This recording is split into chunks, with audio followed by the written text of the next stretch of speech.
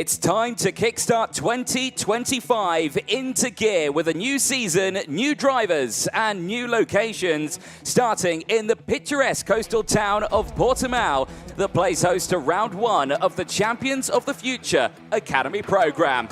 This 1.5 kilometer long circuit offers 17 brilliant corners and it's designed to test even the most skilled of drivers. But here in 2025, it kickstarts, like we say, that first round of the Champions of the Future Academy program. Drivers from all over the globe have entered into this year's competition, all set with one dream, to become this year's champion at the end of the season in Abu Dhabi. Well, with plenty of action coming up, myself, Anthony Jordan and Nicole Sutherland in the commentary box for the first time in this one, but let's quickly go over the track itself. The Kartódromo Internacional do Algarve, year of opening 2010. Event record was set well in time qualifying earlier on, a very astonishingly quick time. But some quick times have been set here over the course of many, many years of racing. The track, though, itself is a fast one. It's a long one as well for the drivers to negotiate. Indeed, 1.5 kilometer distance on the circuit as well. It spans 17 turns out on circuit as well. It is 7 to the left and 10 to the right out there. It's 192 meters down the start-finish straight. You then have 152 meters down into the braking zone in towards turns 2 and 3. Track width around 8 to 10 meters wide, elevation around 4 meters. It is an undulating circuit with the lowest part of the circuit being around turns 12 and the highest part of the circuit being the final corner of turn 17.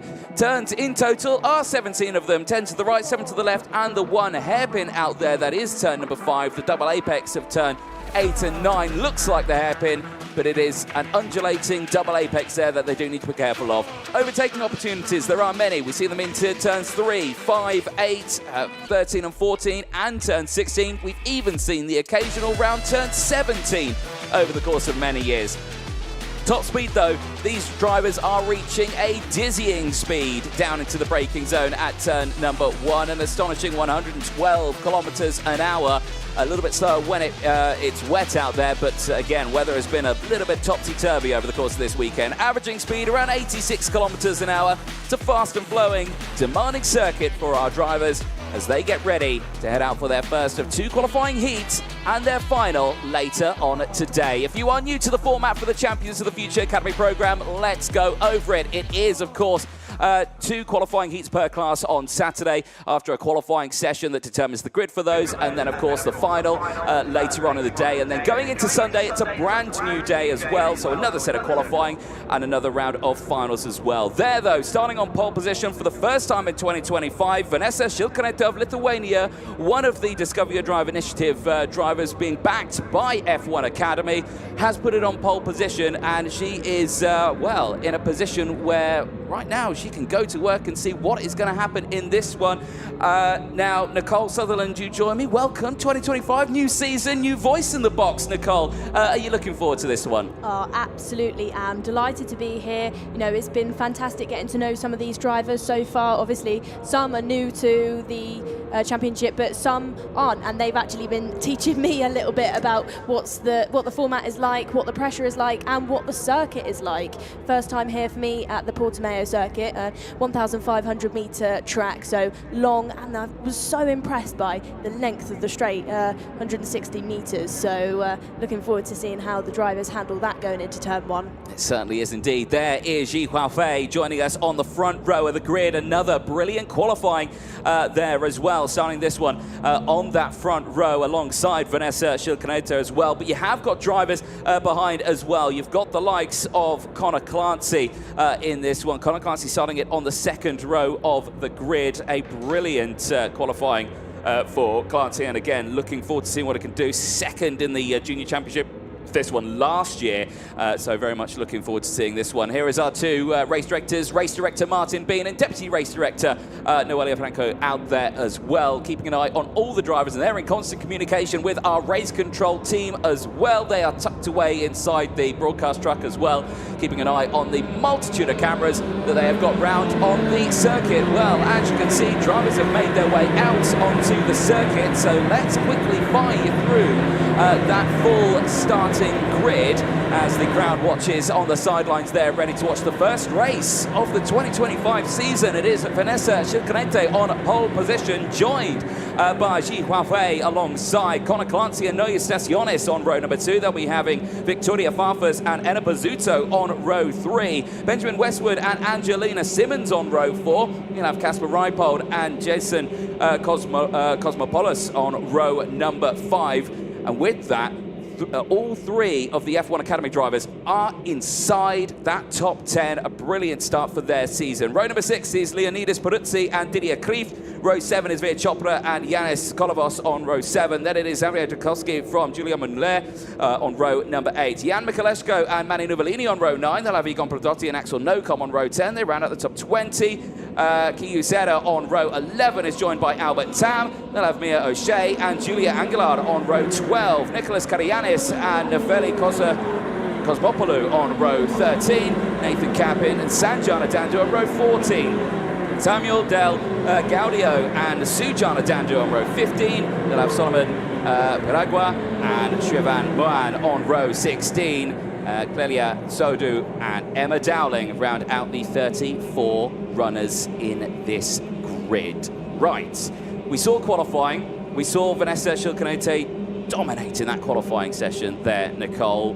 Race time now, though, completely different situation she's got to deal with. Absolutely. Of course, these drivers have already scrubbed in these Vega whites. So the tyres aren't new. You know, they've got one less thing to think about. But now what Vanessa has got to think about is how she's going to approach turn 1 and make sure she's watching those lights as she comes through the tram lines and, you know, those quick reactions to make sure she stays at the front end of the field straight away. I think if she gives any of these drivers too much breathing room, they're going to be all over her. Yeah, indeed. It is a wide open circuit, this one, and we've already got dramas out there, and clearly a disagreement between the two of them. Nathan Capin is one of them, and that looks like the 45 of Samuel Del Gaudio who's joined alongside. Now, that is a false start. They are sending them round again, and that's certainly not what you want to see. And I think there's more drama. There is more drama. We've got drivers on the start-finish straight that haven't gone across the line. This will be the reason why. I think the main reason we've got the false start. The 29 and the 27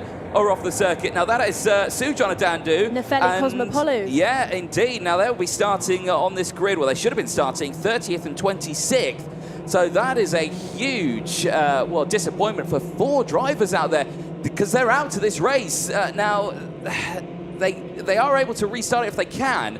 The problem is, for these drivers, it's such an undulating circuit. If they've got to restart it pushing it uphill, there is absolutely no chance they can get that restarted. For a lot of them, it's their first time running on the OKN engines, and these aren't easy to restart on your own. No, of course. So the problem is that they're direct drive engines, so that means they need a nice push to get that decompression valve to pop and for the engine to start up. If you've not got a mechanic, especially drivers that are a bit smaller, it's going to be a nightmare to try and start by yourself. And even with a mechanic, they are a little bit tricky to get going, because you can't go full throttle on the engine. You need to have a little bit of throttle to get it going, and trying to manage that while you're leaping in a kart while holding the valve while pushing it uphill it's next to impossible when you're on your own. So that is 4 drivers out of this race before we've even started. That is a huge shame, which means there are going to be some gaps in there. Right then, this looks much better for a start this time around. Let's see if we are going green. We are indeed going green, racing down in towards turn 1. Now, can Vanessa Schildknecht hold on to that lead as they are side by side heading down in towards turn number 2. It's going to be the later on the brakes, but she's got the inside line in towards turn 3, and I think she has managed to hold on to that one as they make their way through that tight, twisty section for the first time. But there's carts off in the background there. Already more drama in the opening stages of this race, as we'll try and find out who they are. But in the meantime, Vanessa Schildknecht is under pressure, though, because looking to the inside here is that Connor Clancy going for the lead. I think it might be in the number 35. The 35 of Connor Clancy then just taking advantage of Vanessa Schildknecht sitting on the white line a little bit too much. Going into turn 5, it looked like she killed too much speed, and Connor just got it done into turn 6, nice and smooth and controlled. Yep, she's on the defensive here again right now, because everyone is closing in behind, and you've got to think also Ji Huafei was on the outside of row number 1 as well, also wanted to capitalise on this one. You can see him there in the number 41, though. He has dropped back a little bit, because you can see he's got the company of Casper Reipold the driver from Poland who was running pretty strong in the early stages.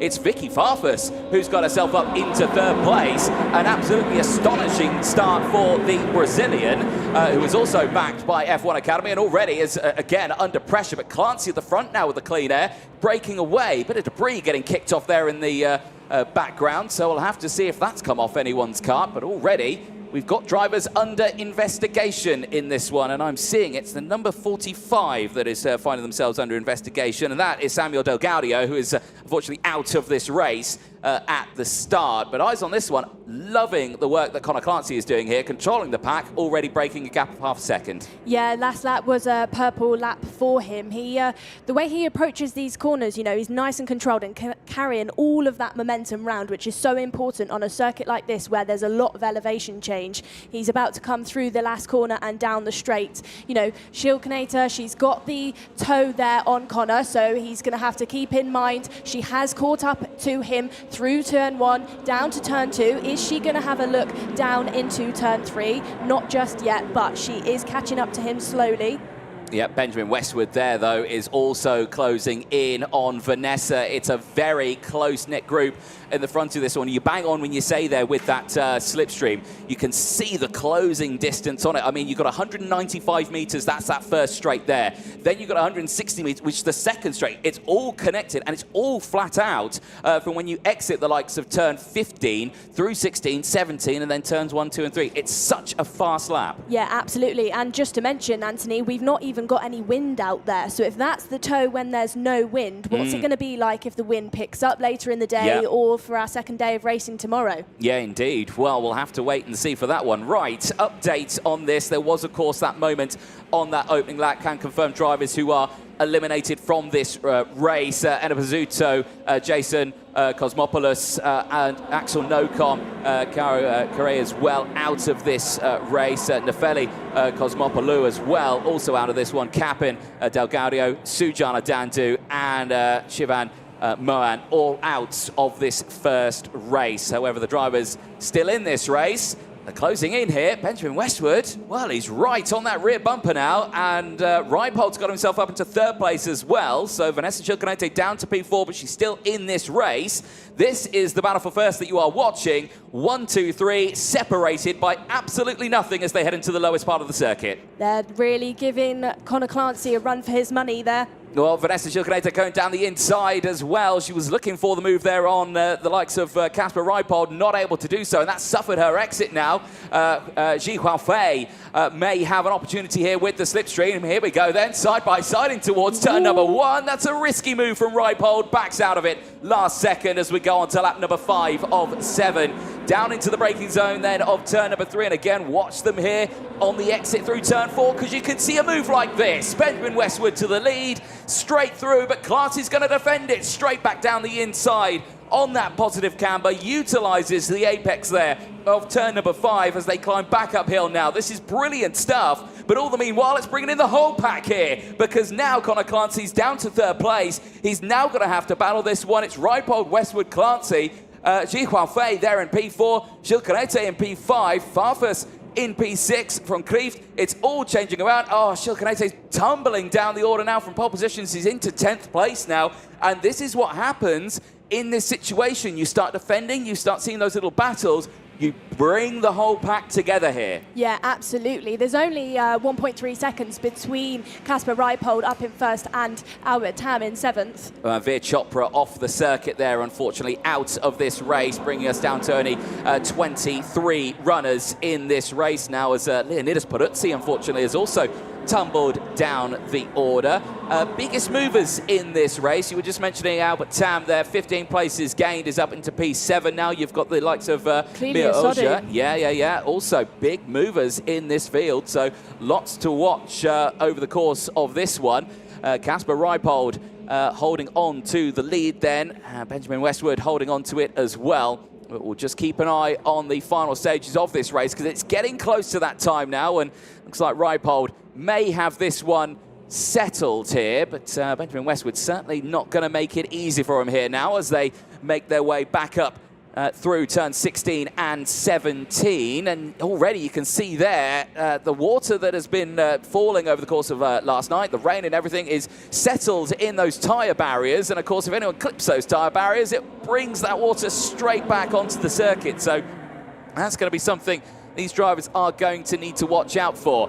Final lap time then. Reipold under pressure from Westwood, who sweeps to the outside at turn number 5, cannot find the way through there. Climbs back uphill now. This is through turn 6 and 7. They'll go into the overtake opportunity of turns 8 and 9 into this double apex hairpin. Now he'll slam it on the brakes to the inside here. Keep it on the outside because now they're all closing in and switching to the inside. Westwood, I think he's got it on the exit there. Benjamin Westwood taking the lead on this final lap. Reipold down to second, but watch out for the rest of the field. Huaofei is right there in third place and has closed in, but the track opens up here. It's flat out through these final corners. Up the hill you go. Use all the runoff you can, and as you head to the line, tuck it in as much as you can. Checkered flag goes out, and it goes to Benjamin Westwood with a gain of 6 places in that race. Westwood with a brilliant start to his season and weekend, taking that first win on track. Reipold finishing in P2 ahead of Huaofei in third place. Connor Clancy from Albert Tam. Albert Tam, 17 places gained to finish in P5. An absolutely astonishing drive there from Albert Tam. Vicky Farfus finishing in P6. Noe Estaciones in 7th place. Didier Krief from Yanis Kolovos in 9th place. And Mia Auger finishing in 10th place with a gain of 13 places as well. A brilliant drive there for the top 10 as they make their way back into Parc Ferme. Well, Reipold there making a point. I'd like to be in Parc Ferme first. Thank you very much. It is a fraction tight down there, so you can imagine, yes, it probably benefits to be first in. But there's a look at your top 3. Benjamin Westwood then, first win of the weekend going to him. Casper Reipold in P2 and Ji Huaofei rounding out the top 3. And the rest of the field, of course, we've gone over the top 10, ending with Mia Auger in that top 10. Nicholas Karianis finishing in 11th place ahead of Vanessa Shilcanete, the pole sitter, dropping down to P12, but not to be disheartened by that one. Plenty of races to go later on today. Zaured Kokoski finishing in 13th place ahead of Julie Angelard. Then it is Solomon Paregua in 15th place with a gain of 16 places. So a very strong performance there from many of the field. Julia Montler from France finishing in 16th place ahead of Emma Dowling, who gained 17 places in that race from far down on the order. Of course, she started this one on the 17th row of the grid, so that's a great recovery there. Angelina Simmons finishing in P18 ahead of Clelia Sodu, Linus Peruzzi, Mani Nuvolini and Michaleshko Sanjana Dandu. Rounding out to the 23 finishers. However, there was a multitude of retirements in that one. That was the false start at the beginning. 4 drivers out before we even started the race. This was the actual start itself. And even in this one, we lost a lot of drivers as they went down into that tight, twisty section, turns 3 and 4, the exit of turn number 4. That's where it really pinched up. You saw one driver just lost the back end. This angle might showcase it, but already you can see the yellow flags waving in the background and drivers off the circuit. Multitude of retirements. They're all just getting tangled in with each other.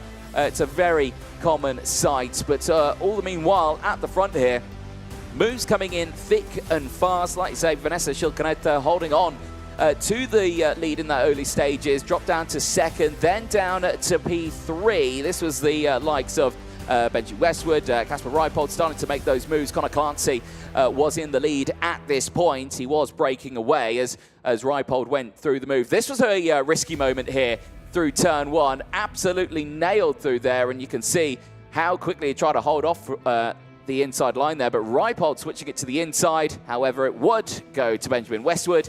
He would get the overtake on that final lap and claim the first win of the weekend. So we'll see what he can do later on after a gain of 6 places in that race. And as you can imagine, a little bit of a lengthy cleanup operation now underway. The hard work from the marshalling team here at the Algarve circuit has been superb all weekend so far through the qualifyings and morning warm-ups and free practices over the course of the weekend. Now, the first round of the season does bring an extra day of free practice. However, from the second round onwards, it goes on to just the 1 day. But let's head down to Parc Ferme. Nicole Sutherland is down there with our first driver of the weekend. Nicole, over to you. Thank you, Anthony. Send us out. You cannot send us out?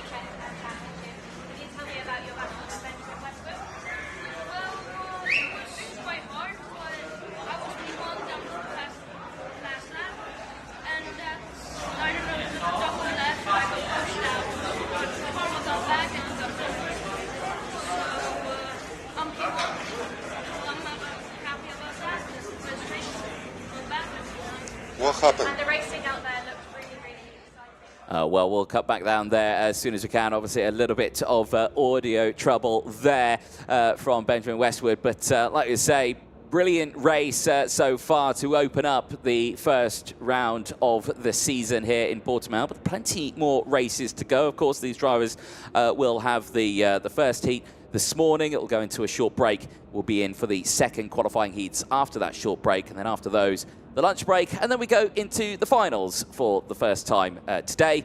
And then tomorrow, it all gets repeated. So effectively, every single race weekend here is a double header. Now, if you are joining us for the first time, welcome one and all from around the world for the Champions of the Future Academy program. If you're wondering, Anthony, what is the crack? What is the Academy program? Well, drivers from all over the world joining. It is effectively an Arrive and Drive championship. Now, you've got Kart Republic and IAMI who have teamed up. They've provided all the chassis and engines for the juniors and the seniors, Vega with the tyres as well.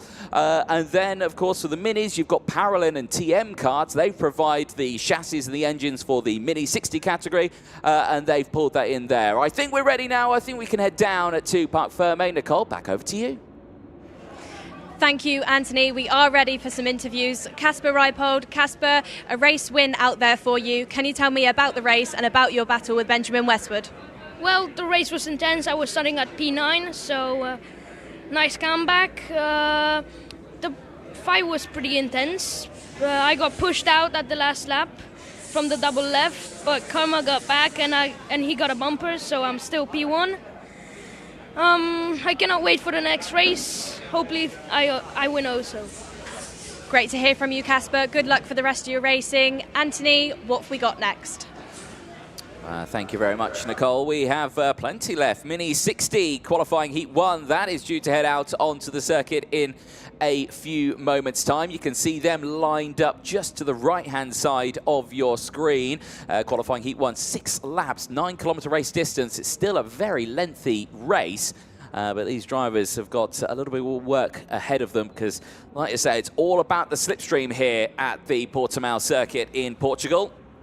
All these drivers have got to really work hard in the minis. And I've got to say, this is probably the first real dry running they've had so far this weekend. Yesterday, we weren't live, but free practice. It was raining all day. It was a horrible day to be out on track. And I've got to say, all the drivers persevered, they got on with it, and yeah, it was a very manic day. This morning, however, was lovely. Sun was shining, it was a beautiful day, and I think lots is going to be happening in the next few laps, but again, the weather forecast still doesn't look too great for us here, Nicole, which is personally why I'm sending you down to do the interviews over the course of this one. Thanks very much. But we did have the discussion that if we can see the hills in front of us, it's not going to rain, and I can see the hills. Yeah. So I'm feeling hopeful so far. Yeah. No, you are bang on correct there. If we can see those, absolutely fine. And already I've got race director Martin Bean is out the window. He can hear the PA telling us to stop talking about precipitation. He's pointing in a different direction, though. Oh, is he? Is he saying is it behind the commentary box where he can see the looming clouds? Well, he's got a perfect view of it. We haven't. We're tucked away in this box here. I suspect the drivers have got a good view of it as well. They'll be looking over their left-hand shoulder and thinking, I hope hope that's not going to hit the circuit in the next 5 minutes or so, because we're all on slick tyres. There's the rain radar, and there's probably that big cloud that Martin is talking about. There's a big splodge of rain that's not that far away from the circuit that might or might not head towards us. But judging by its trajectory, it's a big word for me, it looks like it's probably going to miss us. So I think we're all good. It's a nice day so far here in the south of Portugal. Right, Mini 60, that's coming up next. This is going to be an interesting one. Nicolo Perico, the Italian, on pole position. A brilliant start for him. Nicolo was second in the Mini Championship last year, and of course, winner of the under-10s category. Now, he's not part of that under-10s this time around. He's grown up, and now he finds himself in the actual, the proper Mini 60 category, and he started it on pole position. Yeah, what a fantastic start for the championship. He's definitely using what he learned last season, applying that to this year. And I think the other drivers know out there at the minute he is the driver to beat.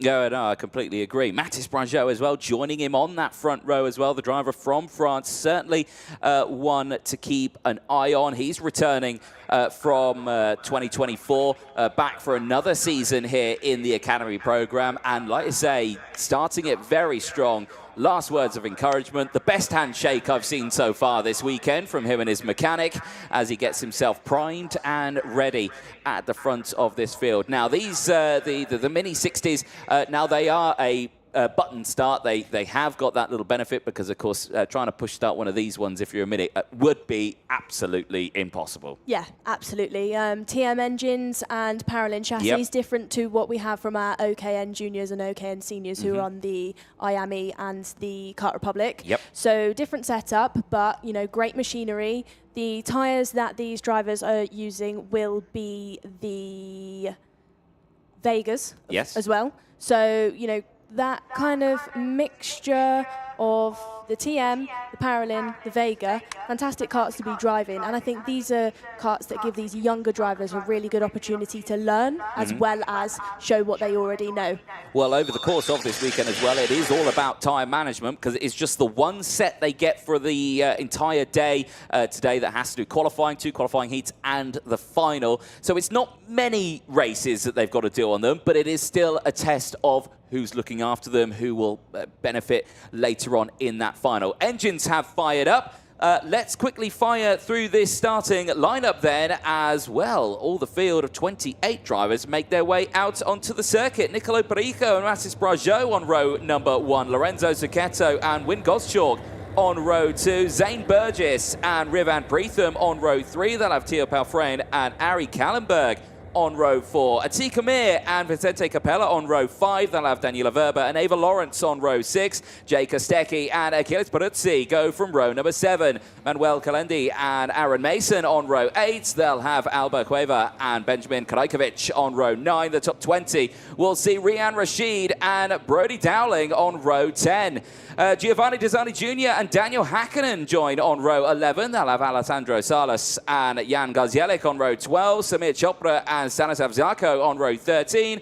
Breco Miranda and Ronald Ventnor round out the 28 kart field that will make their way out onto the circuit. All drivers are out there. Everyone is clocking up. But the biggest ones I want to talk about on this one are the 2 Americans that are starting this one, P4 and P5, Wyn Goschalk and Zane Burgess. Both drivers are in the under 10 categories. However, both drivers have got quite a background already, despite them still being young in their careers. Yeah, absolutely. Zane Burgess is already even though he's only 8 years old, he's already backed by Andretti. You know, Andretti have picked him up as a junior development driver, want to see what they can do to nurture his talent, push him through the sport. Caught up with his dad yesterday in the restaurant of the hotel. You know, he was saying he's feeling very confident about Zane's future. And then Wyn, of course, he has success in IAME already, had a big win only a couple of weeks ago. The 2 Americans, I don't think they'll be working together at all, but, you know, I think having that USA front pack is quite...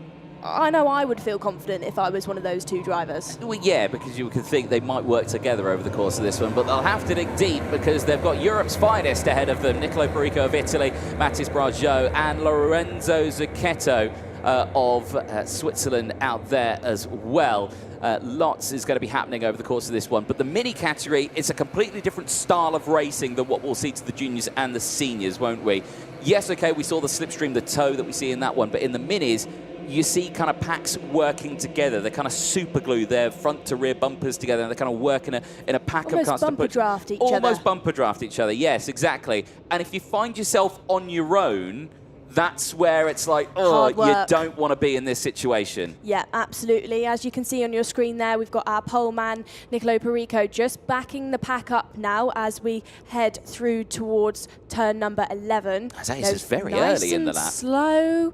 I'm wondering if that's tactical, you know, bunch everybody up and then towards the later lap kind of keep, you know, catch some drivers maybe sleeping and then speed off. Well, there's definitely tactics at play, I would say, but like you say, the risk of this one is that you bog yourself down at the start of this, so you definitely don't want to do that. And like you say, this time is spent getting those tyres up to... We've got some drivers stuck there. Yeah, no, I have just seen that out the commentary box window. There is a driver... Turn 13, somebody's stuck. Yeah, there's a couple now that have stalled out, so maybe that plan you were talking about has worked out, and some drivers have bogged down in the background. Now, that's going to be tricky to get them started because they won't be able to just press the button and go, because if it's oiled up and the fuel's got into the car or anything like that, they'll just keep spluttering and they won't go. So already a couple of drivers out of this race, and there you can see it. Is that the 809? It is. That is a disaster for Atika Mir, who is one of the Academy drivers here. But however, we are going racing, and it is a good start from the front row. Now Perico has that inside line, and well, the whole of the inside line's gone with them. Zucchetto, Burgess, Palfren is all there as well, as they push themselves through down in towards turns number 3 and 4 for the first time. Are we going to see a train breakaway here? Well, already we're seeing Perico breakaway. Now, he'll be thinking, yeah, this is good.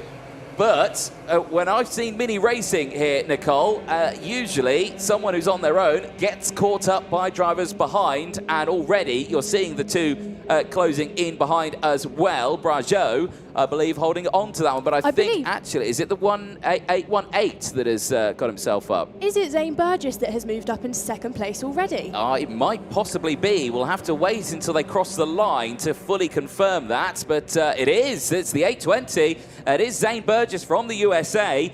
Brilliant start for him, but that can be decided because he's on that inside line going into turn 1. With that inside line, it's worked well with them. It's pushed everyone through, and this is exactly what these drivers want to see. Across the line they go then. It's Perico, Burgess, Zucchetto, Kostecki from Verba, Palfren from Brageau, Gottschalk from Preetham, Capella from Krajkovic, rounding out the top 11. Biggest mover on that opening lap, though, Jan Gazielik in the 821. 10 places gained, currently sits just inside that top 15. But it is Perico leading the way. Burgess, however, is closing in. And if these two get together, Nicole, they will just drive away from the rest of the field. Yeah, absolutely. Look at Zane Burgess there. He already looks like he's trying to have a look to go in on Nicolo Perico. And even though Nico is out by himself on that first lap, Zane, despite those 3 positions that he made up, he's still got the fastest lap there. No, he has again, and it's just showing that the slipstream has worked out for him over that start-finish straight.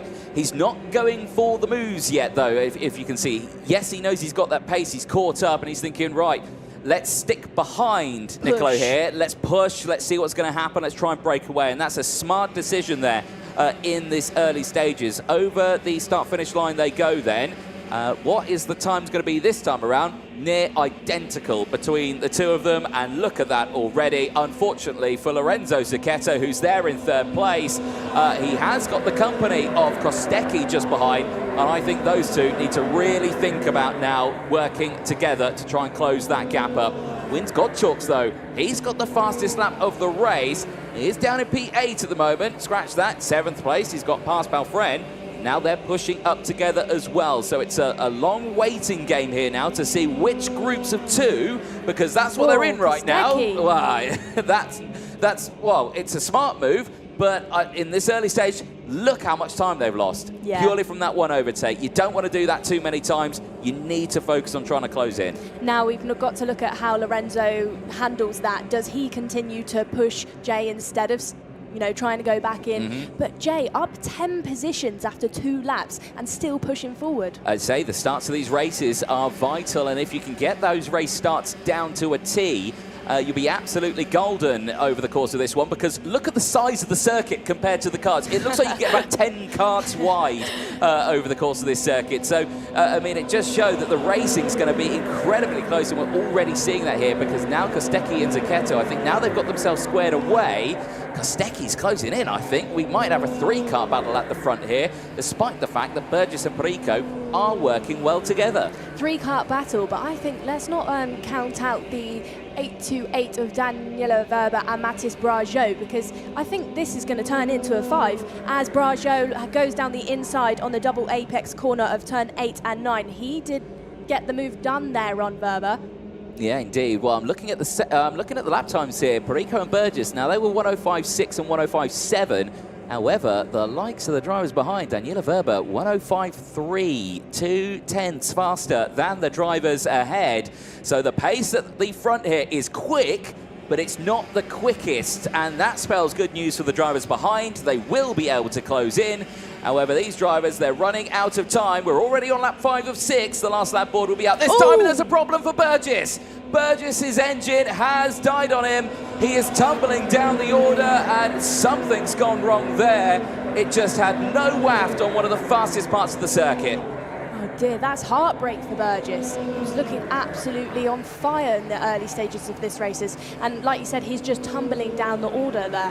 Niccolo Perico, though, good news for him. He can maybe relax a little bit now, maybe back off slightly on the tyre. We'll see how Kostecki handles this, though, in 3rd position. Still pushing with Lorenzo right behind him as they head into turn number 11. Yeah, indeed. But again, you've got to be careful on this one, because, like I say, Perico's on his own. He's got no bump draft. He's got no tow. He's got absolutely nothing to help him in these final stages. And if these two, Kostecki and Zucchetto, battle together, they will not catch up. If they work together now, they will help each other out. Watch them here now as they go across the start-finish line. They will see that last lap board and watch that gap absolutely tumble down as they close in closer and closer and closer. Are they going to go for the move? They'll go to the outside through turns 2 and 3. That's never going to work out. And Perico brilliantly defends that one, holds it to the middle of the circuit, checks over the shoulder and sees, you have closed in rather quickly, haven't you? And now Kostecki is going to have to try and find a way through. We've seen the moves in towards turn 8. We are approaching turn 8 now. Through turn 7 they go into the double apex now. He goes for the move on the first apex. It's close. There's a little bit of contact, but now watch out for Zucchetto around the outside through turn number 10, and he gets up into 2nd place. So Kostecki tried his hardest there, but now Kostecki is down to 3rd place. Brajot's closed in. Perico, however, as they climb up the hill, I think is fine and dry. The Italian is going to go flag to flag here with 2 corners to go, but who's going to be 2nd or 3rd? We're about to find out as they head to the line. Italy on top in Portugal with Niccolo Perico in the first qualifying heat for Mini 60. Lorenzo Zucchetto in 2nd place. Jay Kostecki, a valiant attempt to get up into the lead of the race, however, drops to 3rd. Still a gain of 10 places, though. Mathis Brajot and Daniela Verber. Wyn Gottschalk finishing in P6 ahead of Teo Palfrain, Vincente Capella and Aaron Mason. And then you see the likes of Brody Dowling gaining 10 places and finishing inside that top 10. A superb drive from the driver of South Africa. He was followed as well by Jan Garzielek in 11th place, also 13 places gained. He has pushed himself up. A certainly very strong performance there, though. Your top 3, Niccolo Perico, Lorenzo Zucchetto and Jay Kostecki are your top 3 in the first Mini 60 race of the weekend. The rest of the results there, as you can see, we've gone over the top 10. Achilles Peruzzi finishing in 12th place from Benjamin Karajkovic in P13. Ari Kallenberg from Daniel Hakkinen having a relatively decent race there. Kallenberg down 6 places, but Hakkinen up 7 places inside that top 15. Alba Cueva finishing in 16th place ahead of Manuel Kalendi. In 17th, Rian Rashid in 18th place ahead of Zane Burgess, Ronald Ventnor, Ava Lawrence, Stanislav Zarko, and the top 22 that finished that race. The rest are retirements. Rivan Preetham, Atika Mir, Giovanni Desani Jr., Alessandro Salas, Samir Chopra and Pareco Miranda, unfortunately, all retiring from that race. So it's a big shame for them. But let's quickly fire through the highlights on this one. This was the race start. Watch that inside row here and keep an eye on Zane Burgess, the American, on that. He's third now in the 8.20. He had that inside line. Mathis Brajot just caught on the outside straight away into turn 5. There he is into second place. Nicely done, not wasting any time, able to close in. Then you see the likes of Jake Kostecki getting up into third place in the early stages. This was them on the penultimate lap of the race, and then the final lap. This is where they caught right into the race lead. Kostecki, though, would go for the move here at turn number 8. A little bit of contact between the two of them, but there through went Lorenzo Zucchetto, getting up into second, trying to get first on the outside. Here's another angle of that same move.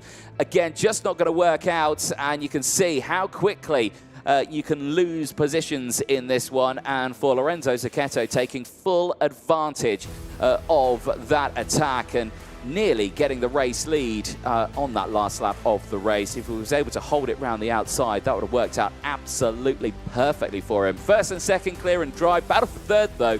Photo finish between Kostecki, Brajot and Daniela Verber. Absolutely nothing between the three of them as they all finish inside that top 5. Well, that is their first qualifying heat done of the day. Clean-up operation underway once again. Like I say, there is a few carts stricken out on the circuit. And once again, the hard-working marshals here at the Algarve circuit have been sublime so far and will continue their support over the course of the coming races across this weekend.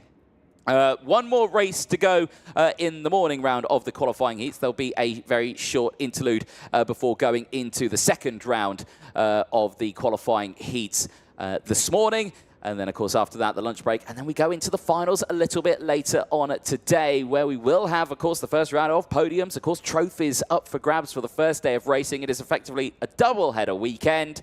So if Saturday doesn't go your way, don't worry, another qualifying tomorrow. You've got another attempt on it on Sunday. That is what these drivers love about the format. It's not over with the first-time qualifying session of the weekend. You've still got a lot of races and a lot of chances over the course of the 6-round season. Of course, that is ending in the Middle East. We head to Al Fassan for that final round, but not before a solid European stage, of course, heading to Valencia next. But let's head down to Parc Ferme. Nicole Sutherland, over to you. Thank you, Anthony. Of course, I'm with our Lights to Flag winner, Nicolo Perico. Nicolo, great race out there for you. Not a single mistake. Tell me how it was. Yeah, in the last lap, Jay was behind me and I closed, not really much. He came in, but I didn't see him, so was a contact, but he's okay. And for the rest of today's racing, are you feeling confident? Have you got any tactics in your head? No, I'm feeling confident and just focus, and we will see for the heat too. Great to hear from you, Nicolo. Fantastic work out there. We'll head back up into the box then to you, DJ. What have we got coming up? Oh, we have many things coming up, but coming up right now will be the Senior X30 qualifying heat. The first time we'll see the seniors out since qualifying earlier on today. And that qualifying was a very interesting one indeed. Gabi Teixeira of Portugal, home turf, home driver, seeing it on pole position, and is joined by Markus Šilkūnas of Lithuania, one of the proper contenders of last year, back for another season. Markus Šilkūnas finishing second in last year's Champions of the Future Academy program that rounded out in Al Fassan in the UAE. But back with this one, on that front row of the grid, of course, he saw his sister earlier on pole it in the junior category. So for the Šilkūnas family, it is two drivers on that front row over the course of today. So a very successful start to their weekend. There you can see the background, the paddock, the blue tents there. They are all the awnings provided, of course, for the championship as well. And that's another benefit for these drivers. Awning space is provided. The only thing they need to bring is a mechanic and their toolkit. Yeah, and some confidence. And some confidence. Confidence, mechanic, and a toolkit. Yeah. And your helmet as well. Don't forget that. Yeah, don't forget that. You get a race suit, but not a helmet. There Boots. You go. Boots. gloves, yeah, don't forget those. Yeah. And rib protector, they're all important. Very important, actually. But there we go. There you can see the cleanup operation just finalizing there. Vans heading back to position as we get started for what is set to be a pretty exciting one on this one. The fastest karts we have here this weekend. But again, the OKN package, a very cost-effective one as well. Because, of course, the junior and the senior, it's the same engine. There are tiny differences that you can change on the kart. So, effectively, it means coming from junior into senior, you can keep the same engine. Keeps the cost down. Yeah, there's absolutely no difference between the OKN Junior and the OKN Senior engine. The only difference between it is that there is a flange at the exhaust, which will restrict the Junior, make it slower, yeah, turn it into a junior. Yeah, effectively just that. I like that word, flange. It's a good word, that. But as you see, these drivers just lining themselves up ready to go ahead of this one. Tense moment now because, of course, all the way throughout this one, a solid commitment from the drivers. Chiara Batig, who's been so quick over the course of the morning warm-ups and everything like that. She is one of the drivers backed by F1 Academy. She's on the second row, and crucially, she's got the inside line going into turn one, and what we just witnessed in that mini, the inside line's where you want to be. Yeah, absolutely. The mini race then, that anti-pole side really looked like they struggled to get through turn one. Could just be because, you know, they're on the longer part of the track coming out of the final corner, so they're driving a bit more, therefore you're going to end up further back heading into turn one. And there's always that, I wouldn't say fear, but there's always that doubt in your mind that the drivers are on the inside, they're going to utilize the exit and squeeze you onto the grass. Yeah, use the track. You don't want to be in that sort of position where you're on the outside, you're in the dirty part of the track, you've got the marbles that are coming off the tires, you've got the dust and the dirt and all of that you don't want to have to deal with. So yeah, it is a tense moment if you're on the outside there, but we saw it work in the juniors. They were side by side all the way down in towards turn number one. So let's see what happens this time. Engines fire up, drivers make their way out onto the track, and let's quickly fire you through that starting lineup for OKN Senior qualifying Heat 1 that heads out onto the circuit. It is Gabby Teixeira on pole position, joined by Marcus Schilkunis on that front row of the grid. Chiara Batig and Martin Menezes on row number 2. George Nassar and William Marshall, two very experienced drivers from last year's Champions of the Future, as one driver, unfortunately, cold tyres, has found himself on the outside at turn number 2. So already we've got some drama out there. Somebody can't get off the grid either, Anthony. Yeah, indeed. So already shaky start there, but here's the rest of your grid then. The top three we've gone over. Row number 4 sees Senior Ornball of Denmark, joined by Louis Camon of France. Then it is Wojciech Woda of Poland, joined by Guido Badoli on row number 5. Rounding out the top 10, Marlon Bayer and Carolina Redondo on row 6. I'll have Georgie Zazov and Gianna Pascal on row 7. Ella Hakkinen and Matilda Itzkovic go from row number 8. Sara Matsoy, who was late to the party this weekend, unfortunately, she only joined us this morning, so she's missed out on a lot of warm-up sessions. However, qualifying wasn't too bad. Finds herself on the 9th row and is joined by Klara Kowalczyk. Marcus Juncher and Benjamin Borj Iremia go from row 10. They'll have Hawk White and Rafael Boulard on row number 11. Radek Vavra and Sebastian Korpeng on row 12, Anastasia Gerasis on row 13. We'll have Emanuele Corona on row number 13. It will be Pietro Camalengo and Isa Shabi on row 14. Dylan Patel and Magana Lucia of Kenya go from row 15. Rayan Karuz and Omar Jorge on row number 16. Oscar Gallen and Oscar Jamil, unfortunately, both missed out on time qualifying after they both stalled on the circuit during that session. Karts off the circuit, and we've got drivers in a bit of a situation here. Now, I think we have stopped the session here. Now, we've got some drivers off the circuit. Now, I'm looking here. Drivers who haven't gone around. Now, don't take my word for any of this, but drivers who have not clocked up on my timing screen, which means they have not completed a lap. Hawk White is one. Rayan Karuz is another. However, there's a few more drivers who also haven't clocked up. Now, the drivers continuing here, but I think we are stopping the session. Yeah, we are. So the drivers are coming to a stop, but the drivers, I don't think, knew that. They're all kind of bunched up, and now they've come to a stop on the start-finish straight. I've got to say, that's the bravest marshal I've ever seen. standing at the front there. So we are under a red flag situation.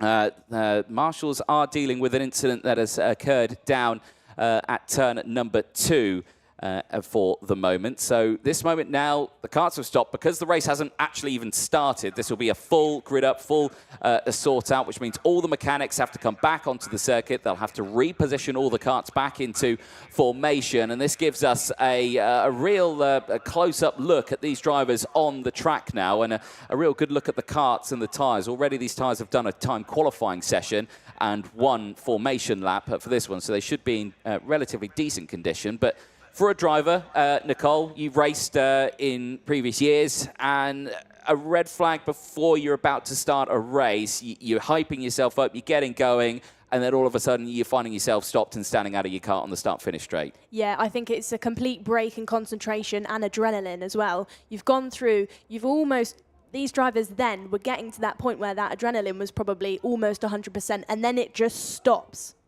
Yeah, exactly that. So these drivers just need to, I think, keep calm, keep cool, just think, we're going to restart. They'll be chatting with the officials down there. You've got Ross Upton, you've got Robert down there as well, one of the grid officers. You've got Noelia Franco as well, Deputy Race Director on the grid.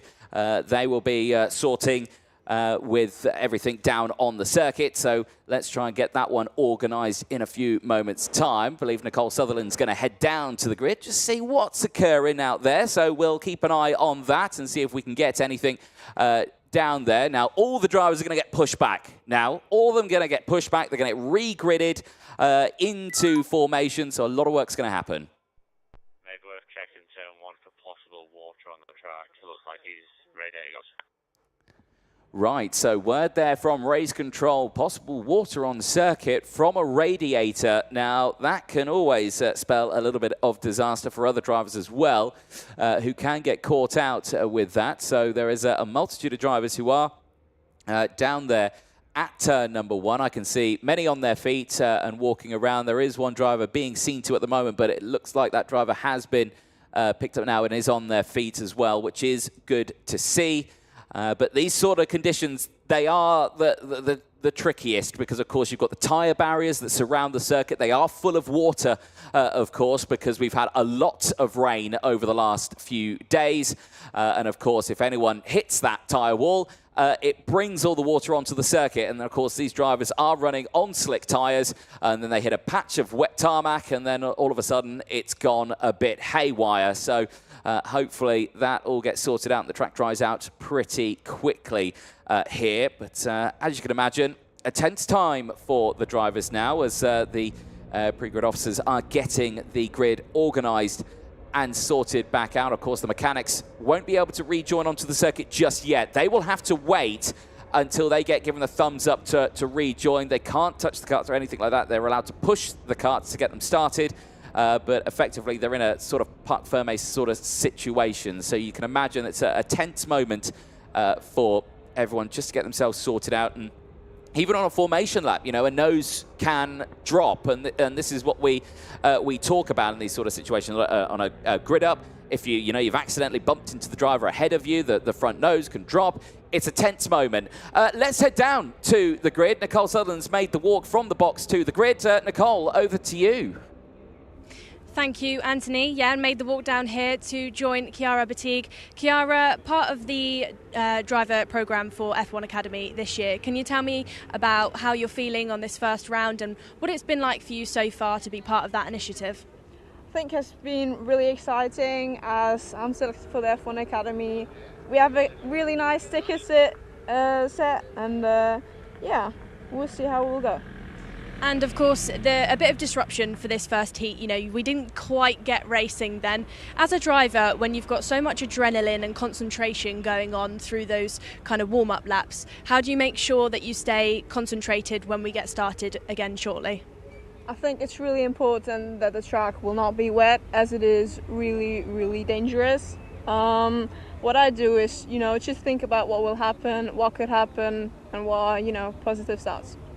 And you just mentioned the wet then. We had a bit of wet weather yesterday. Is that something that you'd like to see more of throughout the weekend? Yeah, I think it will be really fun to see how the drivers are getting along on different conditions. Yeah, I'm prepared for that. Good.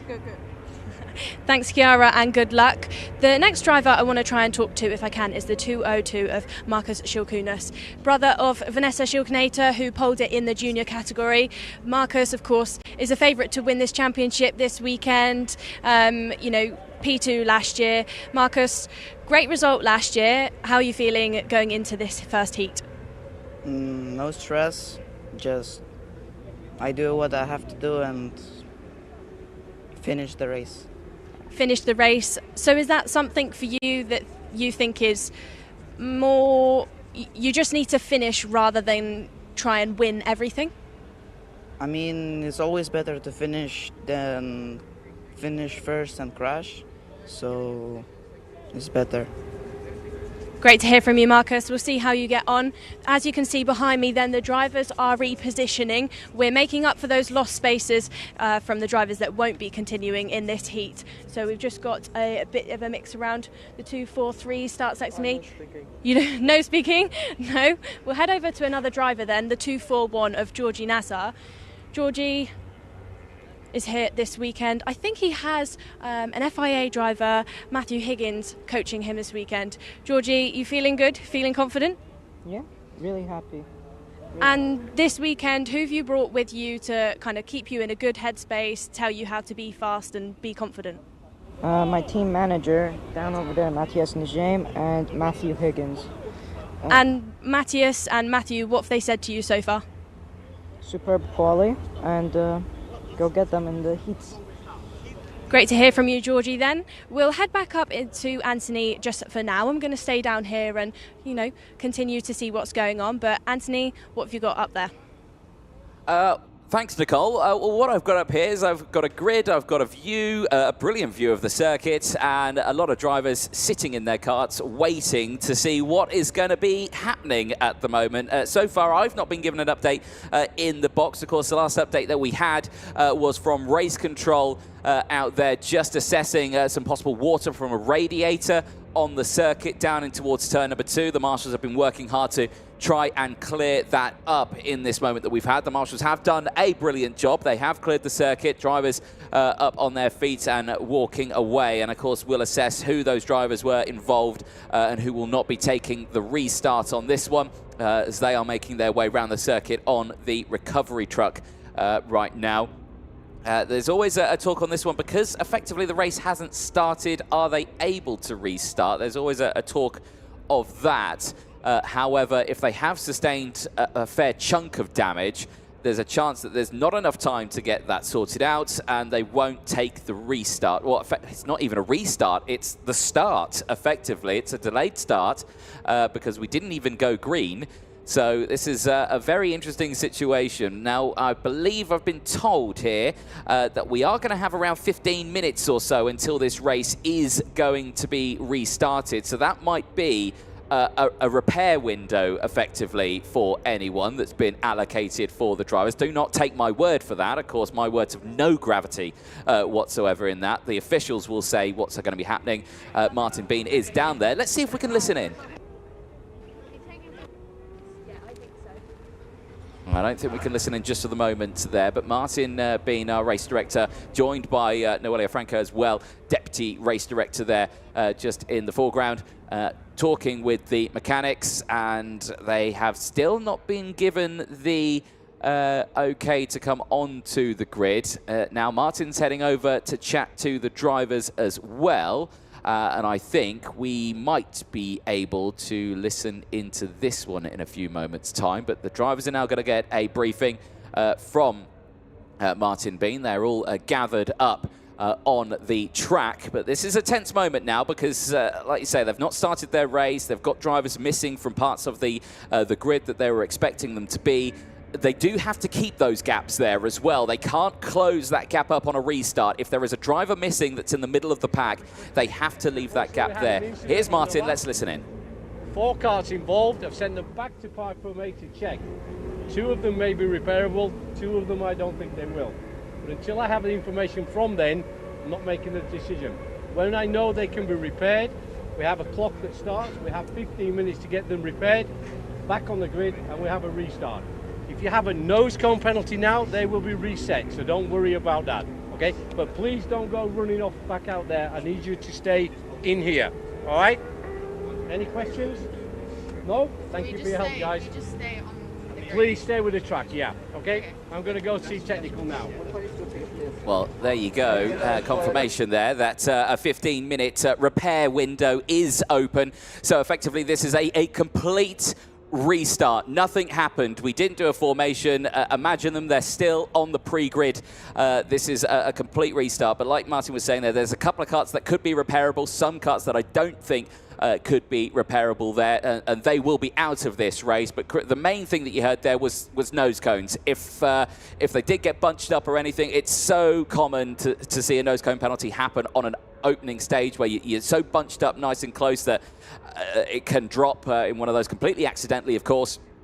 But yeah, they all get reset as well. So this is a complete fresh start. However, it is going to be in around 15 minutes time to give those mechanics plenty of time to repair those karts that are back in the repair area ahead of this race. So those drivers have got a lengthy wait, and you know it's going to be a lengthy wait when the helmets start coming off. So they've been told to not leave the circuit. They don't want them disappearing into the paddock or anything like that. They have to stay on the circuit because effectively they are still in kind of Parc Fermé rules. The mechanics have been given the green light now to come into the circuit, so it is going to be around 15 minutes or so, but let's listen in. All right, the 4 karts that were taken back will not be restarting, so as long as you're happy with the karts, then we go for a start, okay?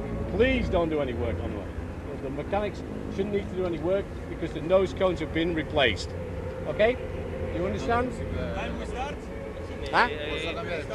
Well, we've got to check the grid to make sure it's okay, and then we go. We only check the front bumpers. Check the grid's good? Okay. We can check only front bumpers. Only front bumpers, yeah. Okay, guys, come across nice and slowly, please. There you have it. There you have it then. It is going to be much quicker than we anticipated. The 4 karts that were involved in that incident, they are non-repairable, so there is no 15-minute repair window. The karts that are on the circuit will remain on the circuit. The mechanics can check the nose cones. If they have dropped, they can reset those, but other than that, they cannot touch the karts at all apart from push starting them. That is the only thing they can do. It's the same rule that applies when the karts are on the pre-grid. There is no working on the kart permitted on the pre-grid. As soon as you pass the gate, that's it. No tools, anything like that. If you're caught working on the kart, that kart is taken out from the results. We're going to take a short break. Don't go anywhere, though. We'll be back with the senior OKN race in a few moments' time. How do you turn a dream into a reality? Is it luck, talent, determination, opportunity? In racing, reality is detected by the stopwatch, measuring the difference and deciding who at the end of it all can call themselves a champion. But when opportunity isn't forthcoming, dreams can remain just that, leaving the pathway to greatness undiscovered. But through innovation and new ways of working, those dreams can become reality through the Champions of the Future Academy program, the ultimate talent detection platform. Entering its second full year running with its accessible, fair and exciting arrive and drive concept with a 6-race calendar, the championship once again opens its doors to talent from all 4 corners of the globe.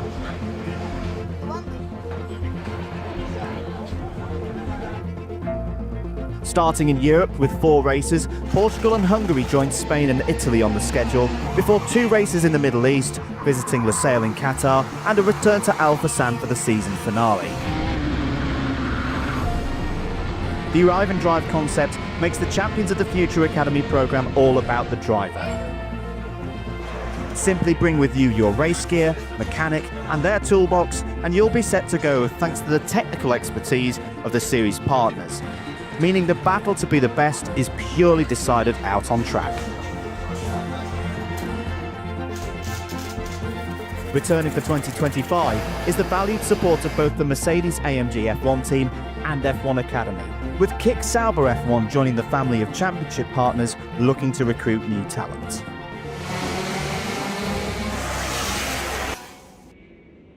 Well, welcome back, ladies and gentlemen. That restart came sooner than we anticipated, and drivers are ready on the grid to start this race almost straight away here. Noelia Franco on the lights here. Race director Martin Bean on the sidelines watching this one trackside. There you can see some water on the circuit. Drivers have gone, drivers haven't gone, but we are green and racing down in towards turn number 1, and it's a brilliant start again for that inside line. Gabi Teixeira of Portugal leads the way, but will have to hold on to it. She sweeps across the track there to defend from the rest of the field. Chiara Battigue there also in the 228 trying to hold on the inside there as they go through down the hill in towards turn number 5. It's a tight hairpin here, but it's a good run for the rest of the field as they go side by side up the hill now as they go wheel to wheel in towards turn number 7 and 8. Brilliant stuff, and that is a lead change there. Marcus Schilkunis in the lead.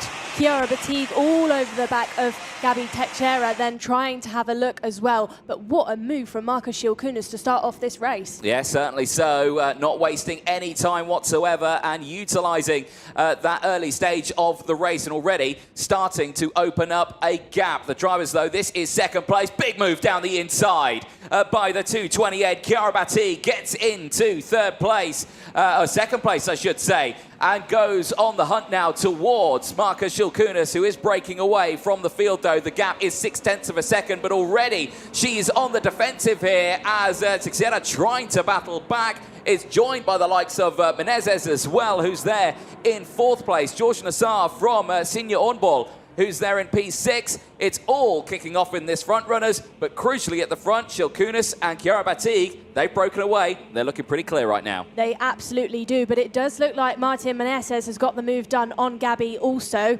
A couple of corners ago as they go into turn 11. Marcus still looking very settled. Chiara Battigue just pushing. He did set a purple lap on that lap previously, obviously out there in his own air, so he needs to be careful. Any mistakes is going to bog him down, slow him down, and it's going to give Chiara Battigue that opportunity to get in his toe.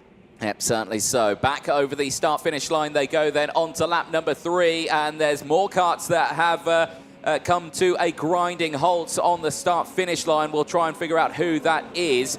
But all the drivers going through. Can confirm the 4 drivers that were not able to restart this race as well. Clara Kowalczyk, Benjamin Borg, Irmia, Hawk White and Rayan Caruz, unfortunately, were those 4 drivers involved in that incident earlier on. Those karts were not repairable, which is why we didn't see that 15-minute repair window that we were talking about briefly earlier on. Lap 3 now of 9. And focusing on the front runners here at the moment, Schilkunis, Battigue, Menezes and Teixeira, they are fine and clear right now, but it's the rest of the field that we need to keep an eye on because it's all kind of bunching up a little bit there. You've got a big pack from 12th place down to 24th, and there are some big runners in that one. Dylan Patel, 14 places gained, is inside the top 15. Yeah, strong performance from the British driver there, the 237 in 15th. Then, as on the screen, Marcus Schilkunis heading down into that first sector. So fast down into that first sector. On your screen, we can see a driver having their cart pulled off. That is the... Who is that, It's Anthony? Louis Camon in the 236, unfortunately out of the race, and that's happened at turn 8 and 9. And that's a bit of a disaster there, and that's another retirement in the early stages of this race. Fastest lap previously then was set by Martin Menezes in third place, 57.8, so quick driving. We've got a replay on your screen. Actually quite a big moment there at turn number 8. Really caught in a moment there on the apex, just drivers getting tangled up into that braking zone. Like you say, it's a double apex, it's downhill, it's positive camber, it's very fast, and unfortunately you just get tangled, you get big moments like that, and unfortunately for Louis Camon, he does not go any further in this race. Also, he picked up a warning flag there as well, so that's not certainly gone his way. Schilkunis leads the way then. He's opened up that gap now to over 0.7 of a second. Martin Menezes is there in third place. Now is closing in, has got Teixeira right for company here. The battle for second place is on. Menezes is battling away with Battigue. Batigue's holding on to second place, but now look at this. Nassar is in there now as well. Yeah, they say it's 4 karts for second place. This is superb.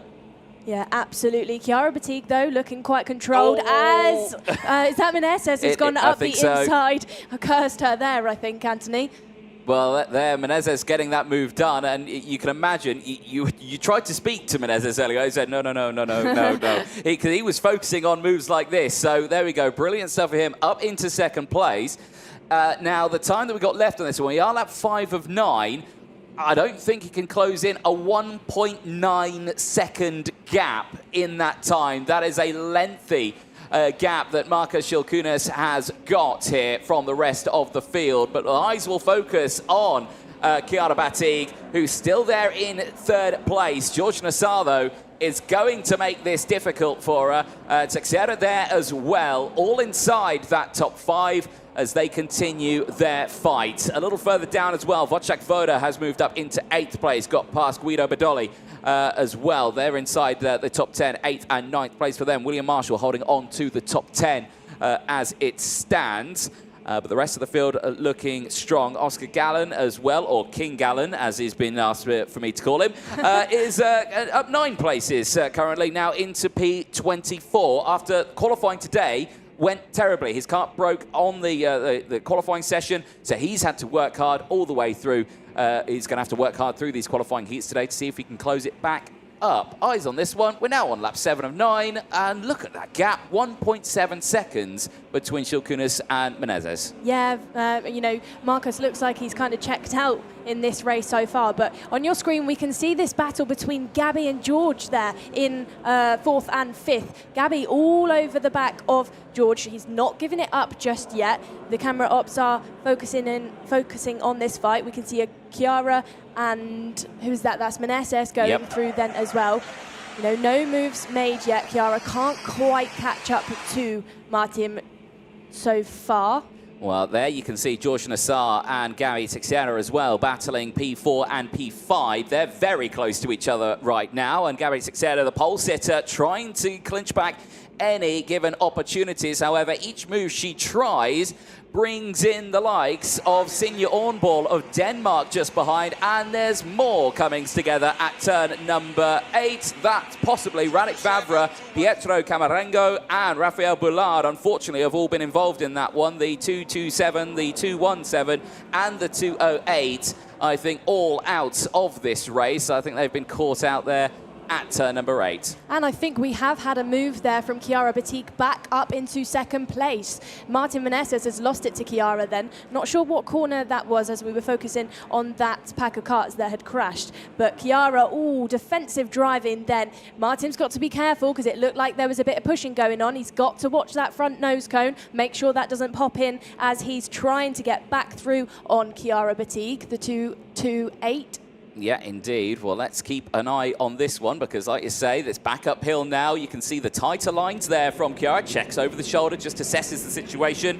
And let's see what happens then as they climb back uphill. Race is coming to a conclusion here now as we go on to the final lap of the race. And, well, there you go. Gary Teixeira not happy with George Nassar. She is saying to him, just go. Why are you defending? Let's close in on the drivers ahead. It's the last lap. We might be able to close in on them because they are fighting.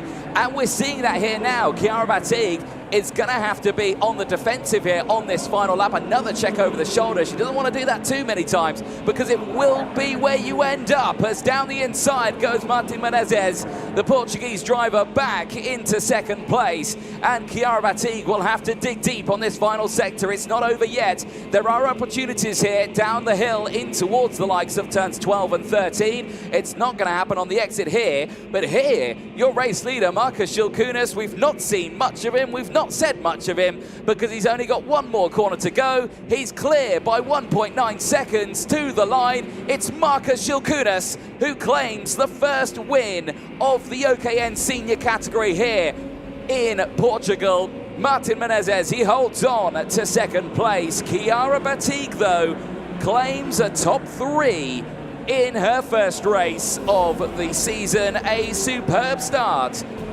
for Chiara Batig. George Nassar and Gary Teixeira as well, finishing inside that top 5. Marlon Bayer, Wojciech Woda, Sinja Ornball, Guido Badoli, William Marshall, they round out the top 10.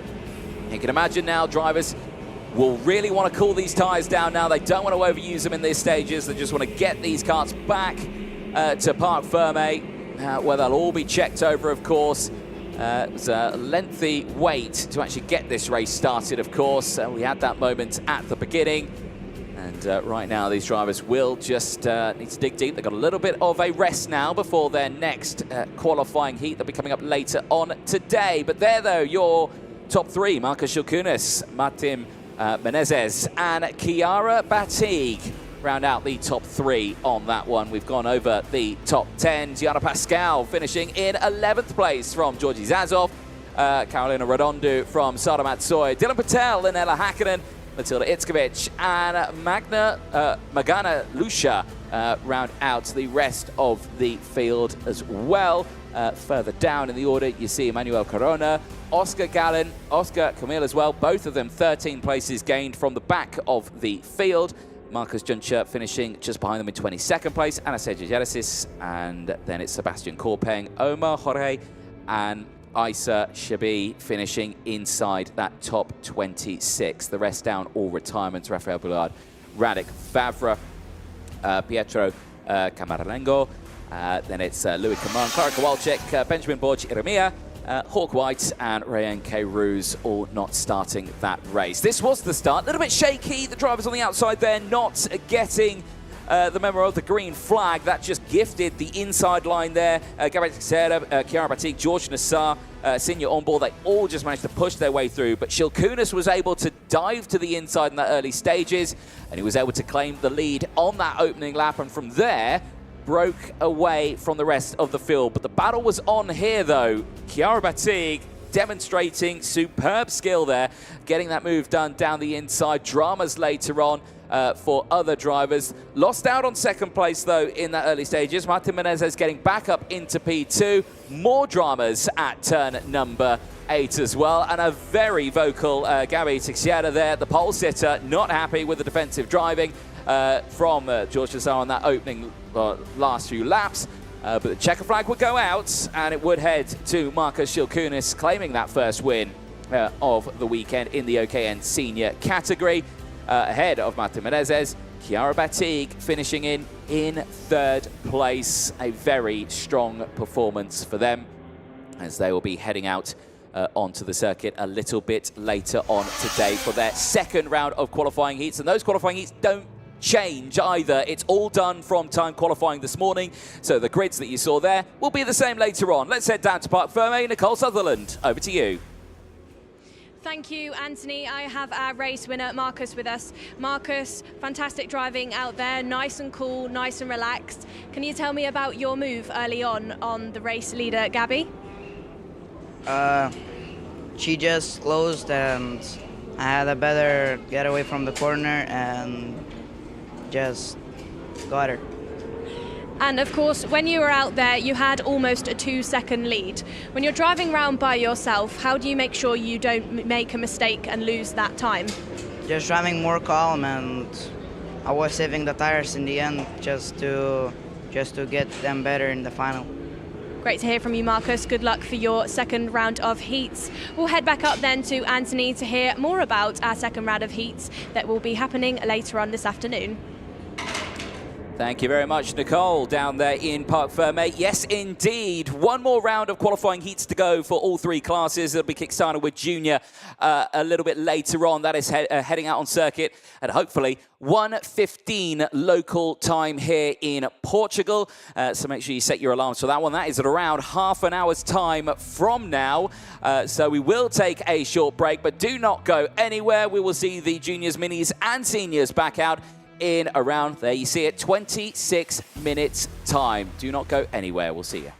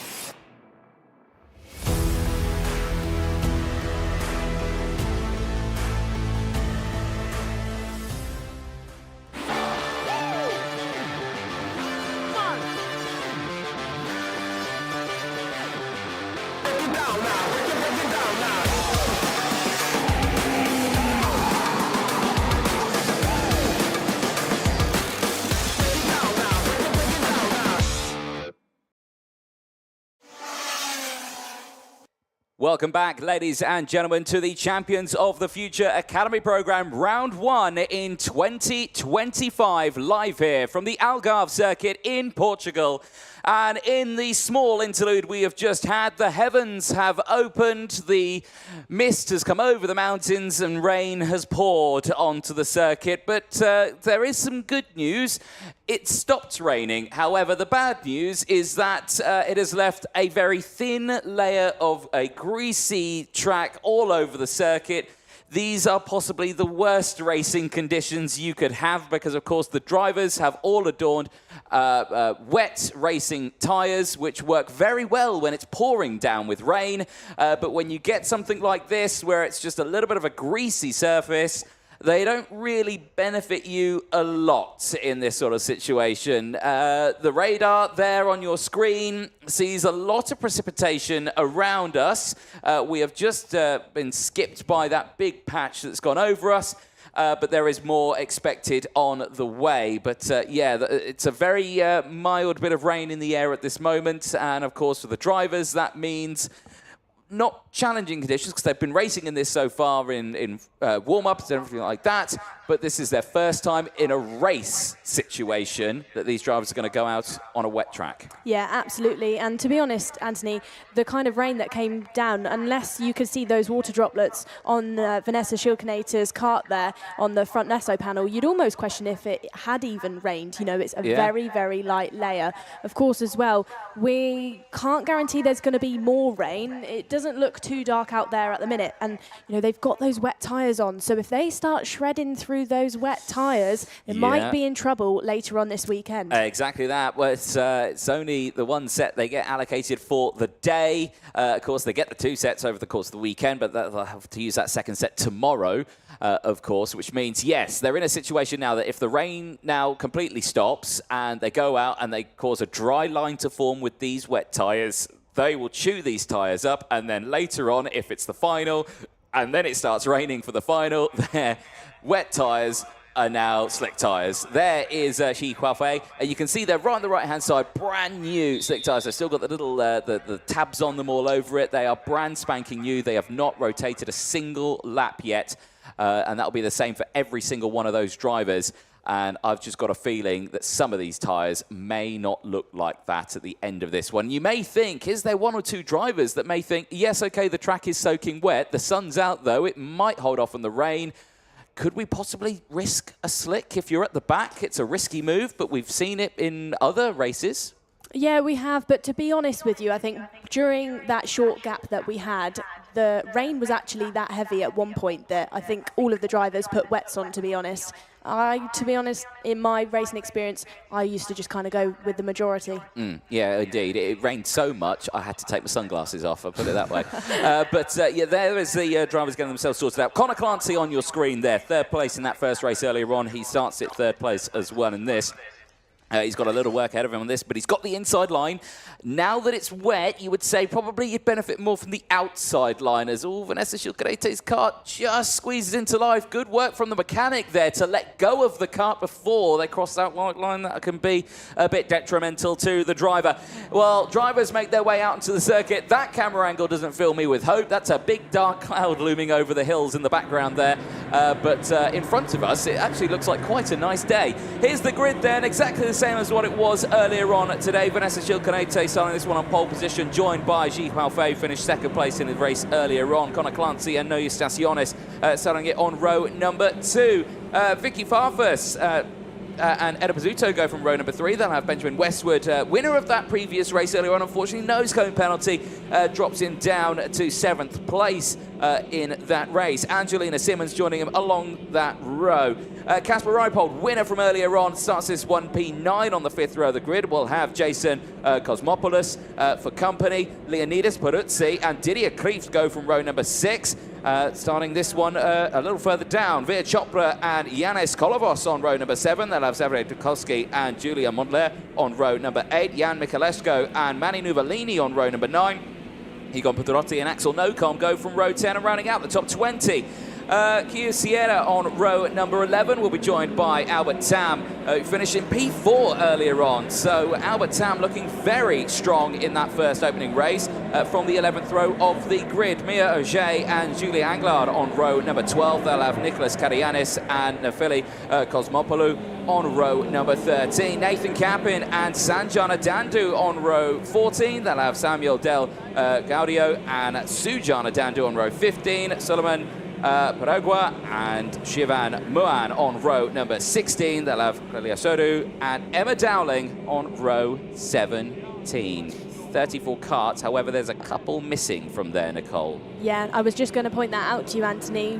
Watching these carts going around and looking at the timing screen in front of me, I think we're missing a few. To me, it looks like it could be Jan is not out there. I don't think Nefeli Cosmopoulou is out there. And I'd be questioning if Solomon Peragua is out on the circuit as well. Well, all the names have come up there saying that they're not in the pit lane, so I think they might be all out there. But yeah, you're right in saying there's a couple there missing a few spots there on the sector times. We'll keep an eye on it and we'll see what happens in the race because there are some karts very far behind the rest of the pack. Here we go then, we're going into the unknown a little bit here, in towards turn 1. We are green and racing, down in towards turn number 1. Who has got the grip through turn 1 here? We're all on brand new wet tyres on a greasy circuit, but the sun is shining and I suspect we're going to have a dry track in a lap or two. I'm not going to lie here, as the whole field go through, everyone holds it on the circuit, but it's a brilliant start for Vanessa Shilkanote, no drama at all, as she holds on to the lead and climbs up the hill now in towards the likes of turn 6, 7 and 8. Yeah, absolutely fantastic approach to turn 5 by Vanessa. She got in there, held a brake and really got a good climb up the hill. You know, if you kill too much speed through that corner, you slide too much, you bog, and it makes that elevation change such hard work for those OKN Junior engines. It certainly does, and well, do you know what? I'm really worried about the weather here and these these wet tyres that these drivers have got on. The sun is shining once more. There's breaks in the cloud. There is precipitation around the area here, but these drivers, I suspect, in the next 2 laps, might have to really think about conserving these tyres for later on. Look how slippy it is. They're squirreling all over the place as they get on the power out of the final corner, as they try and get as much as they can out of these tyres, but there will be cold tyres. They won't be getting temperature into them. This is a really tricky situation for them. Shilkanote still leads the way then from Connor Clancy. Ryan Pole, Benjamin Westwood, Vicky Farfur still in a good position here. Noya Staciones has just swapped places. He's gone up into P5 now. Vicky Farfur's down to P6. Angelina Simmons is up into 7th place ahead of Didier Krief. Ji Huafei not had the best start, still inside the top 10, but is down 7 places now in P9. Casper Reipold right in there again with the lots of moves on those early stages. You know, in the previous heat, he did the same thing. You know, straight in there early on. He got a P1 earlier. He's up by 7 positions now into 2nd place. Looks like he got things done on Colin Clancy. But I think they might be fighting out there now, Anthony. Well, here they are on your screen here, and Connor Clancy there in 3rd place is right behind Reipold. Oh no, he's in P4. Yeah, you're right in saying that. Ben Westwood, who's got through. I think he has, yeah. So Westwood's up into 3rd place now. So Clancy down to P4. They are still scrapping for that place now. But now that they've got this sort of situation with the track conditions, it makes it just that little bit more difficult to get those moves done cleanly, because the karts are going to slip around, they're going to slide a lot, they're going to think, yes, okay, I could go down the inside. Am I going to have the traction to actually hold it on the apex, though? That's the tricky thing. Yeah, fastest lap in there by Casper Reipold. Of course, Casper can be looking at what Vanessa Shilkanote is doing in front of him and use her as a benchmark. Look at her line, see where she falls off the track and use that to his advantage to catch up, which he is slowly doing. Gap now is only down to 1.2 seconds. Indeed, yeah, still a lengthy gap though, but plenty of time to do it. We are only on lap 3 of 7. Keeping an eye on that circuit for a hint of a dry line, but I'm not seeing anything yet. The rain's still holding off, the sun's still shining, as Emma Dowling unfortunately just picked up a warning flag, so she'll need to be careful here as this race goes on. I love how much of the track they're using on the exit there, just really keeping it to the end. And already you're seeing them coming off the racing line. they're thinking that they've got to keep these temperatures down in these tyres, because as soon as the track dries, they overheat like anything and they will just disintegrate over the course of a lap. So they need to be super careful on this one. They are hoping that it starts raining again very soon. Yeah, absolutely, Anthony. And what hints to me that it is drying out there on your screen, and I can see out the commentary box, you can see that black line of rubber that was put down from the slick tyres earlier on yesterday. And as it dries, that becomes darker and darker because the circuit's drying again. Yeah, indeed. It's hard to tell the definitive racing line, because usually you'd see a much darker part on the outside and then a lighter part where it's dry. The water isn't there. However, the whole track here is kind of like the same colour, so it's hard to tell if that line is forming. But judging by, like you say, those drivers coming off the racing line and everything like that would indicate that, yes, it is starting to get a little bit dicey out there with where they want to be positioning these karts. Watch them again over the start-finish line here. Watch them again just completely come off the racing line and try to cool those down as they then go back through. Great shot of it there from the likes of Connor Clancy, who is really doing his level best to try and sort this one out. No Eustachion is still there in P5. Looking down further in the field, any big movers? Yes, we do. Samuel Del Gaudio has gained 15 positions, is up into P14. The same can be said for Emma Dowling, 18 positions. However, that has come with a warning flag, so she does need to be careful with that one, but she's made great progress in this race so far. Yeah, absolutely. Gap then between our race leader Vanessa and Casper Reipold is still at a second. But to be honest, looking at the two out of the commentary box, I would say that Casper is doing a slightly different thing and coming off the racing line. I feel like Vanessa is doing quite similar lines to what she was doing at the start of the race. Yeah, and again, that could be detrimental to later on with tyre compounds, everything like this. So this is still a very interesting race here. We're on lap 5. They'll be going on to lap 6 now. And the last lap board will be out this time around. No fighting between those top 5, but again, different racing lines to see what's going to be happening. Because again, look at that, sun shining, and that track's just getting warmer and warmer. And I think these karts are all running. Do you know what? I'll be curious to see these tyres after this race, Nicole. Hopefully, when you go down there, have a good look at those tyres, because I suspect they might be in a bit of bother. Eyes on this one, though. As fastest lap of the race goes to Emma Dowling, so she's certainly making good progress throughout this one. 1:04.5, very quick time, and again, could be one to keep an eye on. Gaps down to 0.8 of a second here. Is Reipold close enough on Schilkanete to close in? Visually, out the box, the gap does look to be coming down. However, I suspect, well, actually, it's down to 0.4 of a second now. That's come down considerably for the race lead. So on the last lap, could we see a fight for the lead in this race? We'll have to wait and see, as these drivers will now see the final lap board. Here are your race leaders right now, Vanessa Schilkanete and Casper Reipold. The gap's down to less than 0.4 of a second now. That came down drastically over the course of that last lap. Has the pace from Reipold really picked up, taking that different racing line? Struggled on the exit there of turn number 4, just got caught out on the exit curb. Back up the hill they'll go now, and let's watch the racing lines here. Are we seeing anything different? No, we're not. We're seeing very similar racing lines from both of them. I think they've just both adorned the dry racing line now, despite the fact that they're on those wet tyres. Right on the rear bumper now. This is Reipold's best opportunity to get a move down the inside here. Remember, Reipold earlier on did take the race win. He's looking for another one here. But Vanessa Schilkanete is looking for her first win as well. The Discover Your Drive initiative driver is certainly doing her level best here to hold on to this position, and I think she's done this one beautifully. Out of the final corner, Vanessa Schilkanete claims her first win of the season in the Champions of the Future Academy program. A superb drive for the Lithuanian, who delivers a very strong result there right at the end. Reipold did close in to down to less than 0.2 of a second, but was unable to find that gap through and settles for a P2. Still a very strong start to the weekend.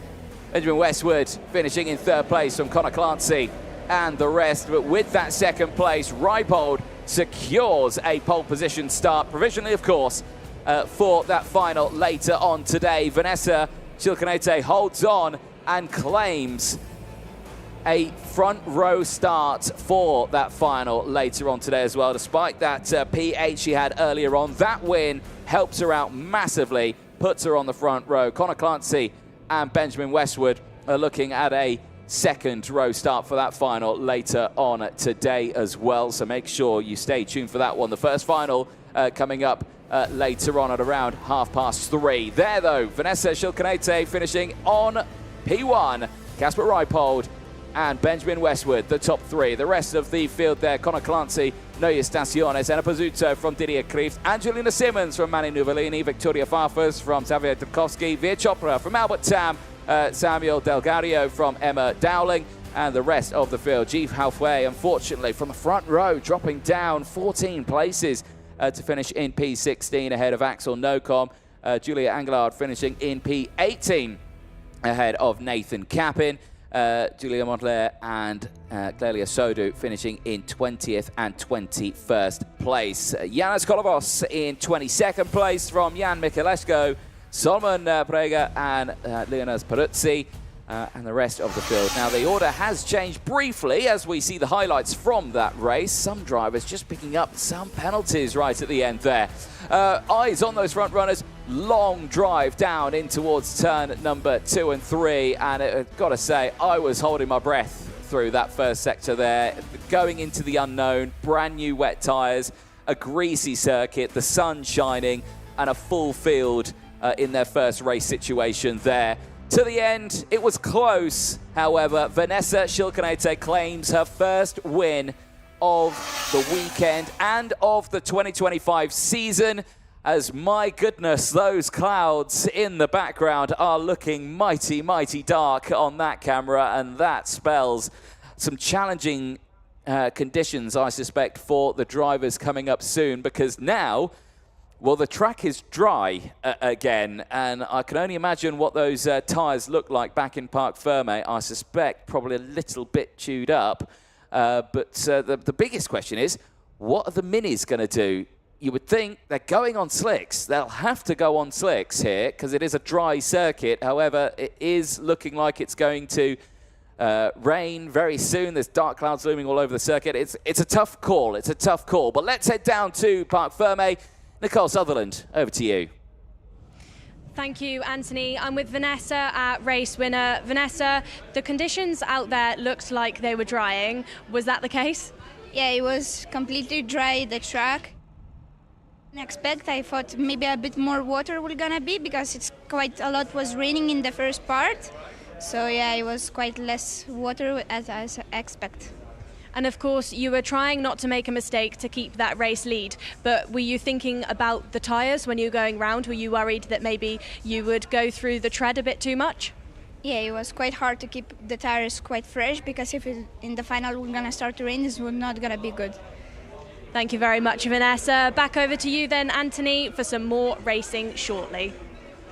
Thank you very much there, Nicole, down in Parc Ferme. I was looking behind you there at some of those wet tyres. I just wanted to see the condition of them and how they were faring after that race. But we'll come back to that later on because Mini 60 qualifying Heat 2, that will be heading out onto the circuit next. And looking at the trolleys that are coming in from the Minis, a lot of them have got the wet tyres on the trolley, indicating that they have put the slick tyres on there, and my goodness me, that is a very daunting picture that we're seeing there. There's a very dark cloud that is coming over the circuit, but looking there, a lot of slick tyres on board, and this is going to be a very interesting situation. Now, I've seen it in the past. Of course, it's a dry circuit. Drivers have gone out on slick tyres, and then on the formation lap, it's then pummeled down with rain. The only thing they can do is effectively stop the race and let them change tyres because it's just not feasible. Safety is the #1 priority. And of course, right now, the safest tyre to use is a slick tyre. If it starts to rain midway through the session, it then changes that and becomes a little bit more difficult. You were just down there, Nicole. Tell me, what were those wet tyres looking like? I would say some drivers are going to be in a little bit of trouble should it start to rain again today. And we can't see it from this box because there's a wall. Yeah. but on the left-hand side of where you're sat, Anthony, there is a very, very, very dark cloud. Well, I'm sure if the broadcast can do it once more, we've seen a lot of that dark cloud lately out of the final corner. It is very horrible to look at, but we're looking at the grid right now, getting themselves lined up. Nicolo Perico, we caught up with him earlier on. Brilliant start for him. Pole position in time qualifying and a flag-to-flag finish as well. Exactly what he wanted. You know, favourite going into the weekend. You know, it's only first day, but his consistency so far is proving that he's got the pace here at the Portimão circuit. Yeah, absolutely. I think as a driver, as a coach, you couldn't ask for more than a P1 in quali. There he is on your screen, the 802. You couldn't ask for more than a P1 in quali and a lights to flag finish in his first heat. No, exactly that. And curious, he's got another one up there. But I'll be wondering what he's thinking, because he's got a prime view of that big cloud you were talking about coming over the hill, and thinking, what's that going to do? Mathis Brageot of France on the front row as well. Same from that one, second in time qualifying. P4 for him in that first race. Still a very strong result, but of course he's got the outside line going in towards turn 1. That's the only downside he's got. He's got a little bit of a longer run towards turn 2 or 3, but he's happy, thumbs up, and he's ready to go racing in this one. A very tense moment for the drivers. Like you say, I'm going to come back to it. Slick tyres, big cloud looming over the circuit. What are you thinking as a driver? I think you've got to try and block it out. Yeah. You know, you've got to go out there and just think about the track being dry. I'm going to drive a dry track. If you start thinking about there might be some rain, that's like saying something might go wrong, you've got to give it your everything every single time. Yeah. There on your screen, we've got Lorenzo Zucchetto, the 826. Of course, you know, good result earlier on, P2. You know, I think one of those drivers that is looking at Nicolo Perico and wanting to beat him, definitely. I think another driver we maybe need to have a discussion about is Zane Burgess, the Andretti Junior driver. Zane was running in P2 behind Nicolo earlier on until a technical issue caused him to drop down, and I think he finished P18 in the end. He did indeed, yeah. Dropped right down the order. There is Win Godchuk, the other American, finished P6 in that race earlier on. And again, you can think, from that outside row, not getting the getaway at the start, and then when you get swamped into that pack, you then had to fight back, and that's exactly what he saw. He did fight back to P6 after he dropped down a little further in the order. So again, a little bit of a shaky one there. There's another view of the surrounding areas from the bottom of the circuit. This is the lowest part of the circuit here, and you can see how drastic the elevation change is here. And you can just see those clouds looming in the background. There is Win Godchuk just having the final words of encouragement. Oh, in fact, no, I'll eat my words. That's Zane Burgess having the final words of encouragement ahead at the end of this one. But the whistle blows. Mechanics will have to get out of the way. Of course, they do not need to push these ones. These are a button press start, so the drivers will do this themselves. Touch and go. Touch and go, that's what they're called. Yeah, this is going to be an interesting one. Another driver who I think really needs a strong result in this one is on the other side, literally alongside Zane Burgess. Ridhan Pritham, unfortunately, was a DNF earlier on from the third row of the grid. So fingers crossed for Ridhan Pritham, who starts this one on that third row of the grid. Because, like I say, not the best start to the weekend, but like you say, it's not over because tomorrow is a brand new day, isn't it? Yeah, absolutely. But Ridhan, you know, driver that has done a little bit in Europe now, had some success in Europe. I know he was at the games in Aspar a couple of months ago, late last year, had a heat win there actually. So he can do it. He's got it in him. He just needs to focus and definitely get a really strong result here in this race. 100%. It is his first time here as well, though, so, you know, he's got a lot to learn, and he's learning that nicely. Qualifying has gone his way. Here we go then. Engines are fired up. Mini 60 qualifying heat 2 heads out onto the circuit with the clouds looming behind the hills. Oh, that's an awful shot there. You can see that cloud looming in the background. But let's take you through that full starting lineup. Nicolo Perico and Mathis Brageot on row number 1. Lorenzo Zucchetto and Win Godchuk on row 2. Zane Burgess and Ridhan Pritham go from row 3. They'll have Theo Pafrain and Ari Kallenberg on row number 4. Atika Mir needs a good run in this one. Didn't get to start that race earlier on. Of course, she bogged down at the start. Hopefully can start this race. Vincente Capella joining alongside on row number 5. Daniela Verber and Ava Lawrence on row 6. They'll be joined by Jay Kostecki, who finished 3rd place after starting it on the 7th row of the grid earlier on. They'll have Achilles Peruzzi joining alongside. Manuel Calendi and Aaron Mason go from row 8. They'll have Alba Cueva and Benjamin Karajkovic on row number 9. Rian Rashid and Brody Dowling, who finished inside that top 10 earlier on from the 10th row of the grid. So certainly looking forward to seeing what the South African can do in this one. Giovanni Desani Jr. and Daniel Hakkinen go from row 11. They'll have Alessandro Salas and Jan Gazielik on row 12. Samir Chopra and Stanislav Zarko go from row 13. Pacheco Miranda and Ronald Ventnor round out the 28 runners. And I believe all 28 are out there. So let's see what happens in this one. We're going round again, of course. I'll start on this one, so they'll go round once more. This is their second of their formation starts. But like you say, rain holding off here, and crucially, we can just see the tops of the mountains in the background, Nicole. That's our sight. That means to us it's not going to rain, but we can't see behind us. Yeah, no, and once again, Martin Pease just turned around, looked at the commentary box and said, no, look the other way. I can't, there's a wall in the way, I can't see it. But yes, something tells me the fact that he's all wrapped up nice and warm there means that, yes, it's going to get a little bit moist soon, I think. Yes, not looking forward to that one if you're outside. So we're all right, we're in the commentary box, so it's all good. Every time I say that, Martin looks at me, scowls at me, so there we go. Right, we're on this.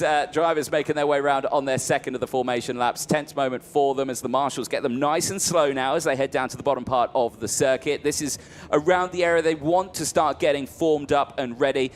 Now, the red line on the circuit is on the exit of turn number 15. In between 15 and 16, they are not at that yet. They're coming up the hill through 13 and 14 right now. You can see it by the cones and the marshal there with the yellow flag.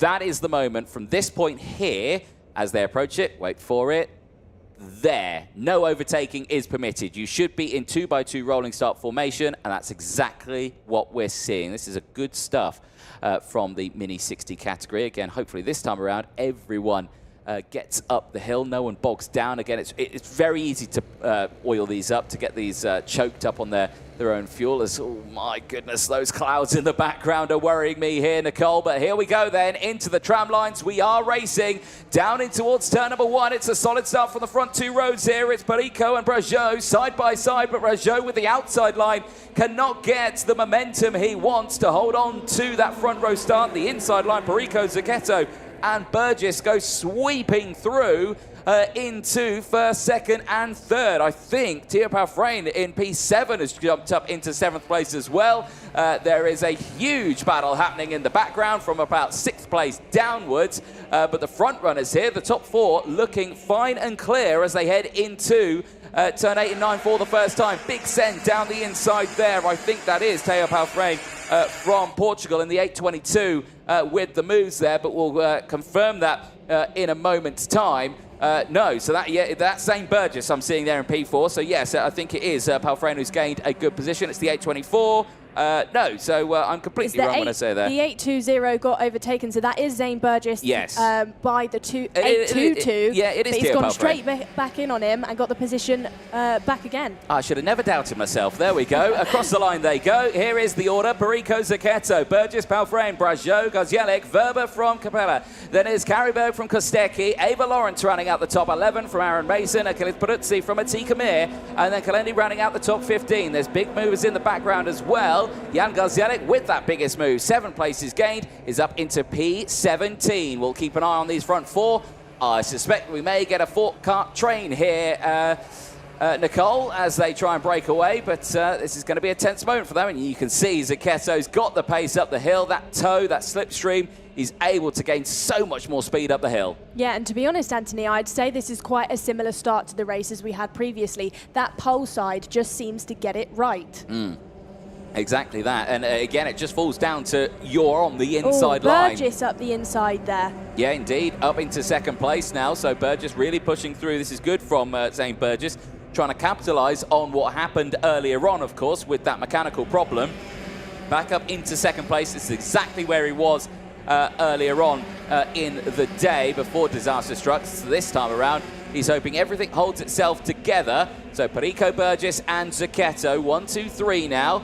Gio Palfrén still there in P4, just a little further back from the rest, but one big group. The next group behind is Brajot. Godschalk is there as well. Those two are battling away, and look at that. Mathis Brajot, fastest lap of the race.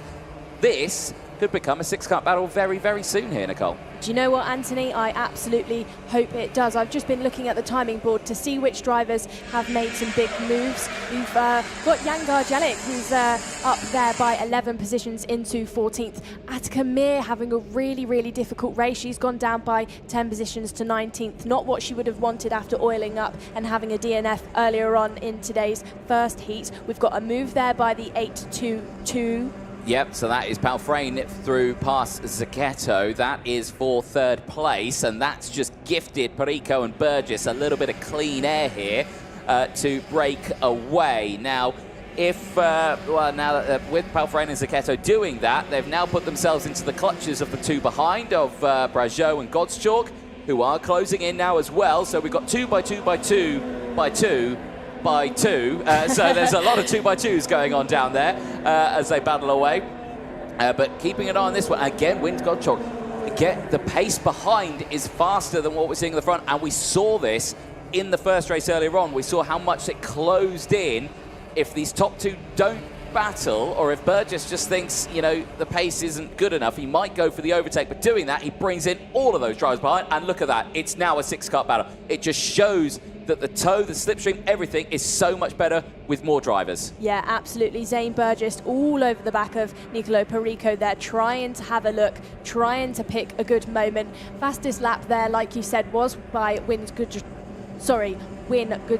the 8-3-2, but going back to Zane Burgess, is he going to have a look on Nicolo Perico? He needs to after that difficult race earlier on as they go down then into turn 1, nice and fast, flat out through that first corner, down into turn 2, riding the throttle all the way through that first sector. The speed carrying down the hill is just rapid as they go back down then into turn 5, nice and late and hard on the brakes, making sure they don't slide these karts. If you slide through turn 5, you can't get that drive up the hill. You know, Nicolo's just got that perfect. Had he sacrificed any speed, Zane Burgess would have, you know, got the run on him as they go down into the double apex corner then of 8 and 9. Still, this train of karts is now a 6-kart battle, I would say, Anthony. Yeah, 100% here. It's all closing in, and I'm absolutely loving this right now because you're just seeing those different little racing lines.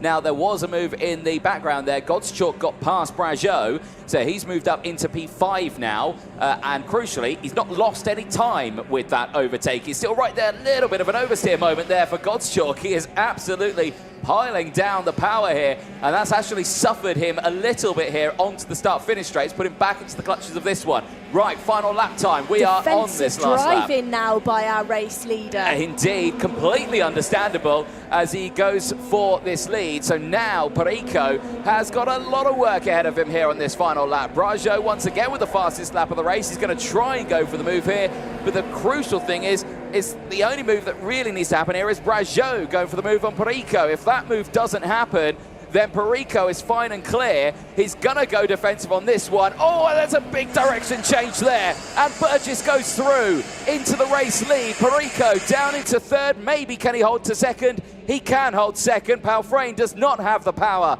out of turn number 8 and 9. He stays in third place. And crucially behind now, it all kicks off.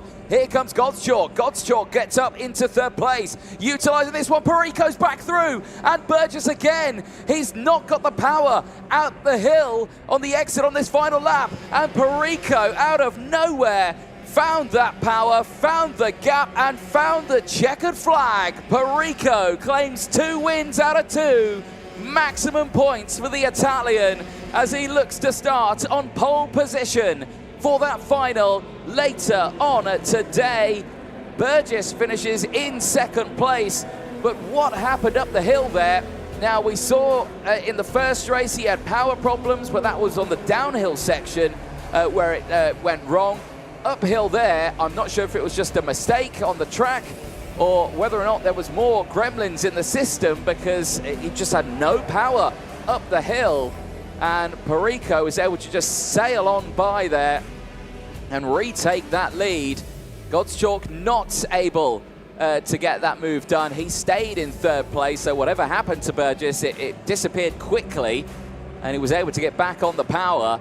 But Perico, Burgess and Gottschalk is your top three. Palfrén, a good effort from Theo Palfrén, but unfortunately doesn't sit inside that top three. There they are on your screen, Perico, Burgess and Gottschalk. 1, 2, 3, a solid drive from those top three, and the rest results, of course, Palfrén, Zucchetto from Brajot, Capella from Verba, Mason from Lawrence, Kostecki from Krajkovic, Jan Garzielic, we talked about him a lot in that race, 11 places gained, finishing in 13th place ahead of Harry Kallenberg. Brody Dowling finishing in 15th place after gaining 5 places from Achilles Peruzzi. Then it is Alessandro Salas from Manuel Kalendi in 18th place. Tika Mir, Daniel Hakkinen from Rivan Preetham, Stanislav Zarko and Garcia Cueva, Alba Cueva, I should say, finishing in 23rd place. Rian Rashid from Giovanni Dazzani Jr. in 25th place from the rest of the field. Let's have a look at the highlights from that one. And initially, good start from both the inside and outside rows there, going down into it, but it would all work out for Perico, Zucchetto, Burgess and Palfrén. The top four in that inside row getting first, second, third and fourth in the start of that race. So Palfrén going from 7th to 4th in the opening stages of that one. He would try and battle through here in the early stages, but Burgess going for the first moves here, up into second place. He would push himself along pretty nicely here as the 4-kart battle slowly closed in to a 6-kart battle. There you can see Palfrén going for the moves as well on Zucchetto, and then that brought in the likes of Brajot, and the likes of Win Gottschalk, who were going fastest lap after fastest lap closing in. There was the moment, and yeah, it just looked maybe just a mistake on the power there, just couldn't get the power down on the exit of that uphill section, focusing on the drivers behind, and just Perico was able to squeeze it through, claiming a second qualifying heat win. The Italian now will start on pole position for that final later on. Zucchetto will join him on that front row. Gottschalk and Brajot will start on row number 2. Palfrén and Kostecki will start on row number 3. All of that is, of course, provisional. The full grids will be released later on before the finals. Well, one more qualifying heat to go before that lunch break. There you can see OKN Senior qualifying heat 2 coming up in around 6 minutes time. As, again, the rain held off there, so the Minis got away with that one. They got a dry run in, so if it does rain earlier on, their wet tyres will be absolutely fine. But the seniors are in the same position now, and they're all on, I suspect, the slick tyres. And as we'll wait to see their race go out in those few moments' time, of course, we will head down to Parc Fermé very, very soon to chat to one of our drivers down there. But I can imagine Nicolo Perico is going to be a happy chap down there. That is a perfect start to the season.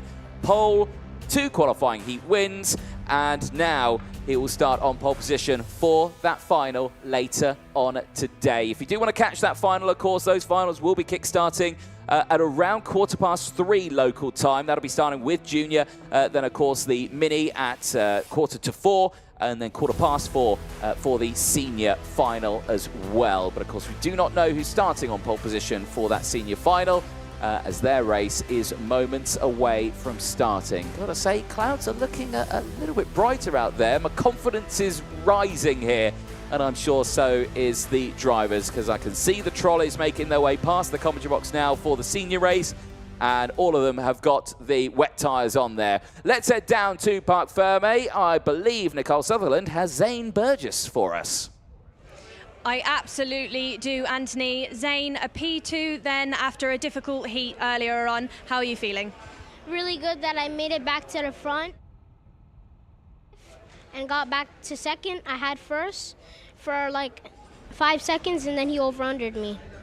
And Anthony and I were talking about, you know, the cloud going on above us. It looks quite dark. It looked like there could have been some rain. Was that something you were thinking about when you were driving around, or were you just focused?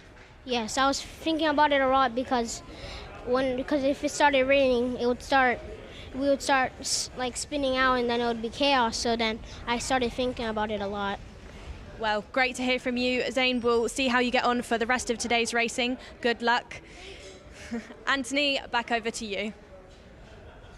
Thank you very much, Nicole. Indeed, yeah, it's always one of those things that just looms in the back of a driver's mind, thinking, yeah, is it going to absolutely hammer it down mid-race here? And yeah, it's always one of those tense moments. But for them, it held off. But like you say, the seniors have now got that very same thought probably in the back of their minds here, as qualifying Heat 2 is moments away from starting, as they get themselves all lined up, ready to go at the front of this one. Great results from earlier on. Of course, Marcus Shilkunas taking a very confident race win ahead of Martin Menezes, who finished in second place. Chiara Battigues as well, very strong performance in that first qualifying heat earlier on, finishing in P3 after starting in third place, of course, benefiting from that inside line as well. Gabi Teixeira as well, also a P5 finish, still a top 5, still a very strong result. However, she will want a much better one in this one, starting from pole position for the Portuguese driver. But they are all lined up, ready to go. Again, slick tyres on board. No wets to be seen as of yet.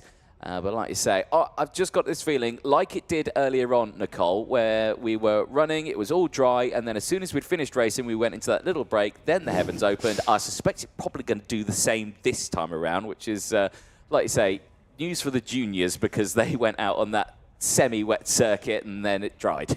Yeah, absolutely. I think it will be the case where we go for lunch and then the heavens open. Yes, yeah. One of those typical moments in karting that we would usually say. Thumbs up there on the front of the grid. Gabi Teixeira on pole position for this one. Like we were saying, P5 earlier on, but on home turf, the Portuguese driver certainly delivering a very strong qualifying performance. And like I say, a top 5 finish in that first qualifying heat, battling away with George Nassar, who finished in P4, starting this one P5 on the grid.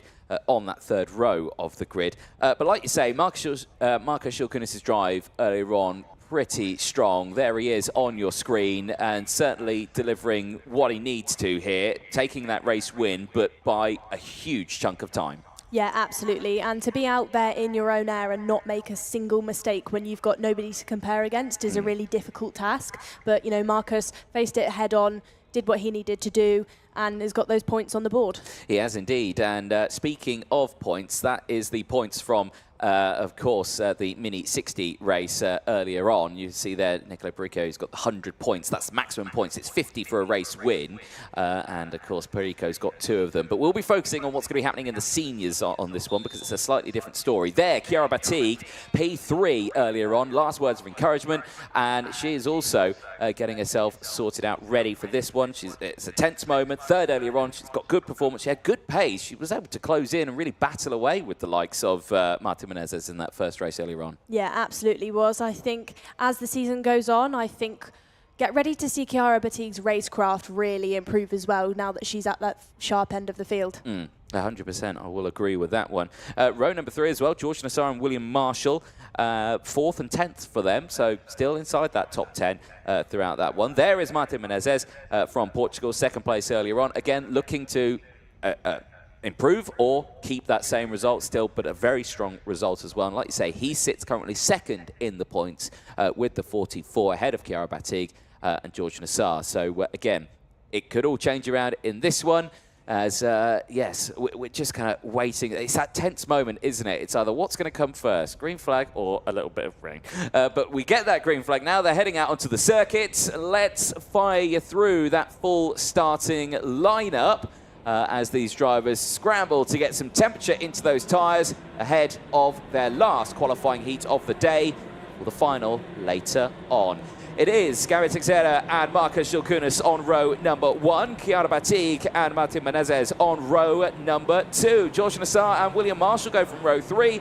Then you'll have Sinja Ornball of Denmark, who finished P8, starting on row number 4, ahead of Louis Coman, who DNF'd earlier on. Needs a good result for this one, does the Frenchman. Wojciech Voda and Guido Bedoli go from row number 5. They'll have Marlon Bayer and Carolina Redondo on row 6. Georgi Zazov and Gianna Pascal on row 7.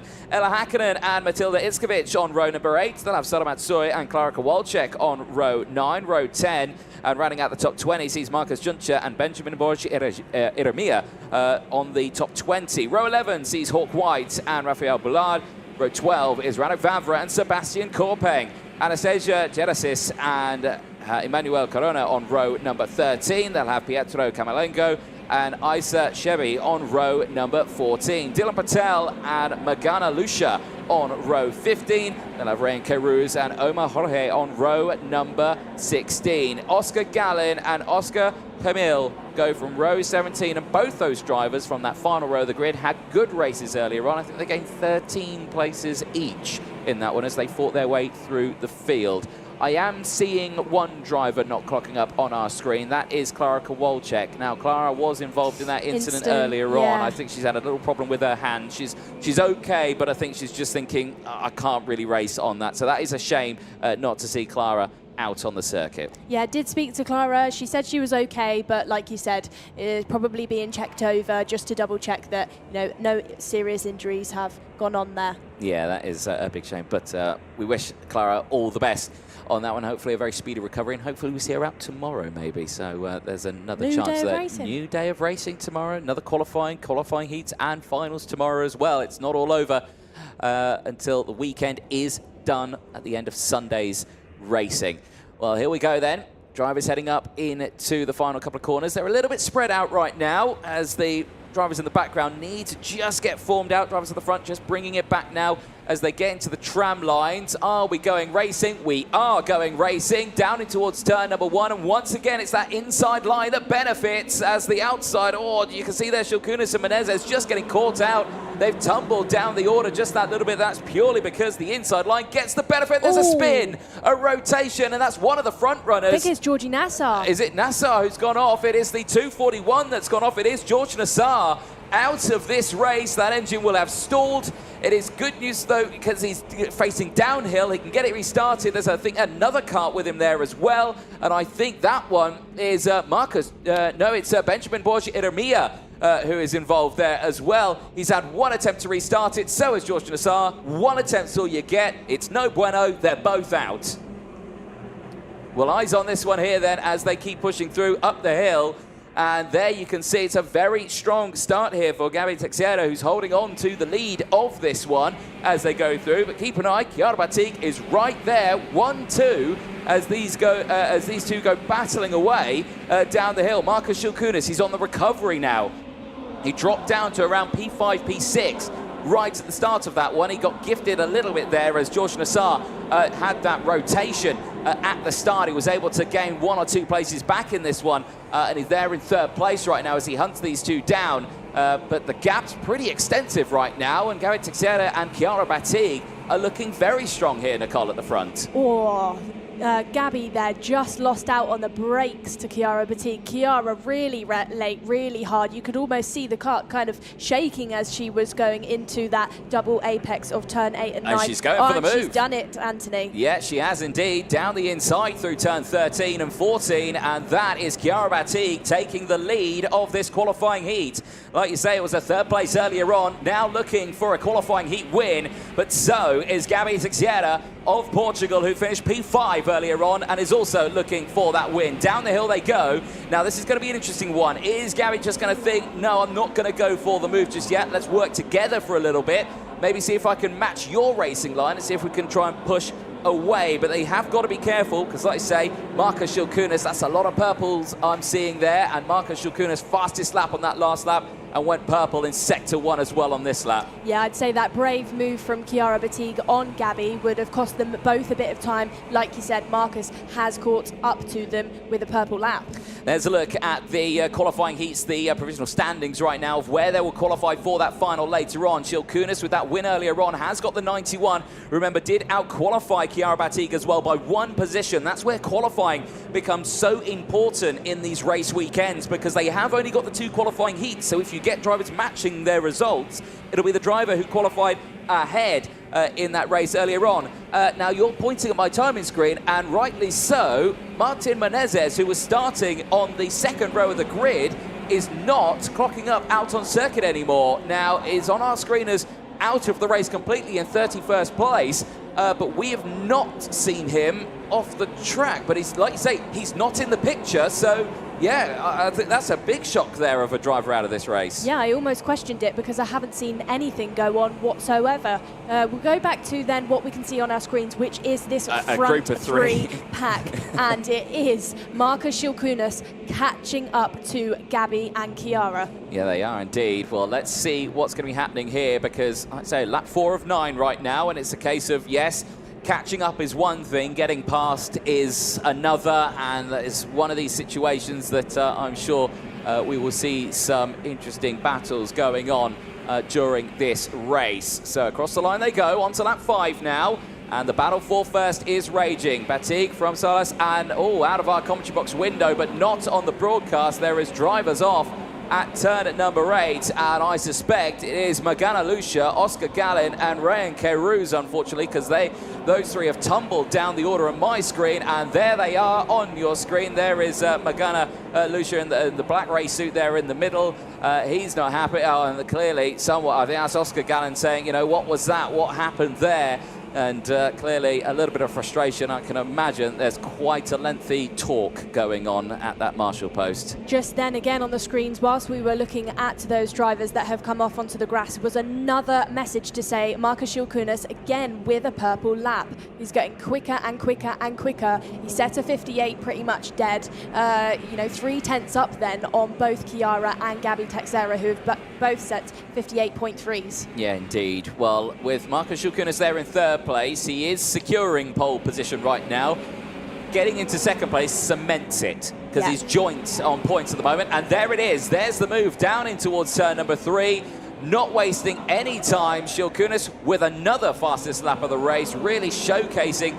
You know, when you spoke to him earlier on, he said, you know, in those last laps, I was slowing down and protecting the tyres for later on. This is exactly what he was protecting it for. He knew probably we weren't going to get the same start than what we got earlier on. Going to have to fight it back. He's done just that, and those tyres looking pretty healthy out there. Yeah, he's a driver that uses his head, because as we saw his move on Gabby just then, as soon as he got it done, the next 2 corners, you know, the double apex of 8 and 9, he covered himself. He approached it a little bit tighter, turned in a little bit earlier just to not give Gabby any room.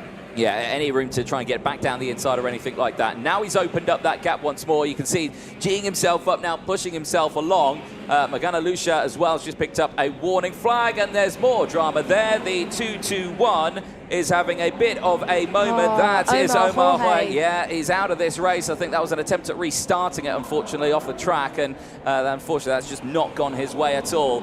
Eyes on this one, though, here.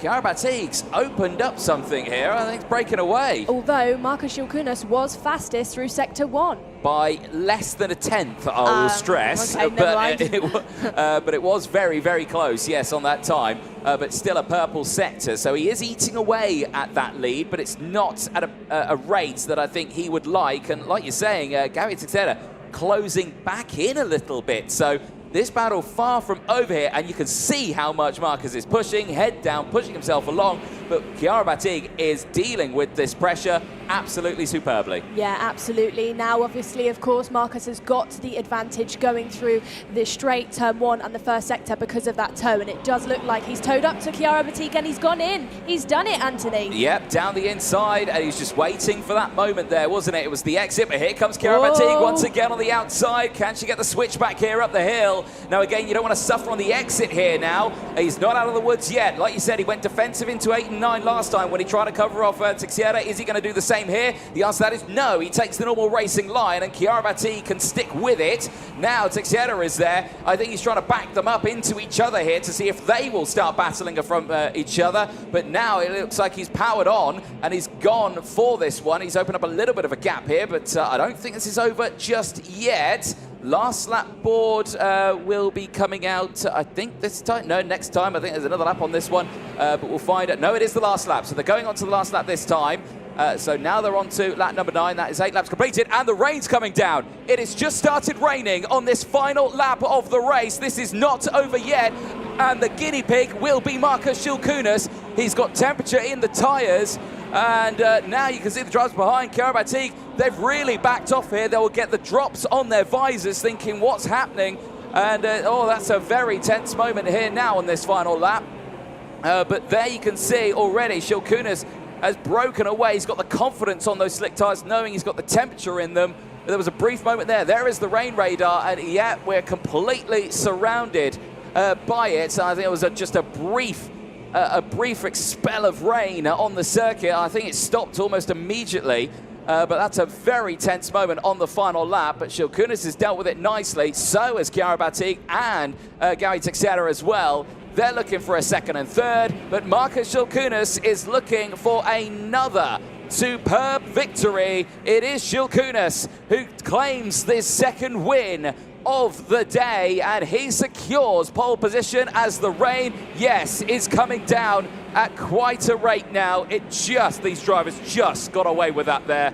A very, very tense moment for the drivers, and it's just the stress of the confidence, I think, in the drivers was key on that one, because they would have gone into turn 1 flat out, 112 kilometers an hour into the braking zone of turn 2 on slick tyres with the rain coming down, just thinking, am I going to stop? You know, it's one of those, and I've got to say, all of the grid did a brilliant job there, because they all kept it absolutely pinned, and that is purely having the confidence on those tyres.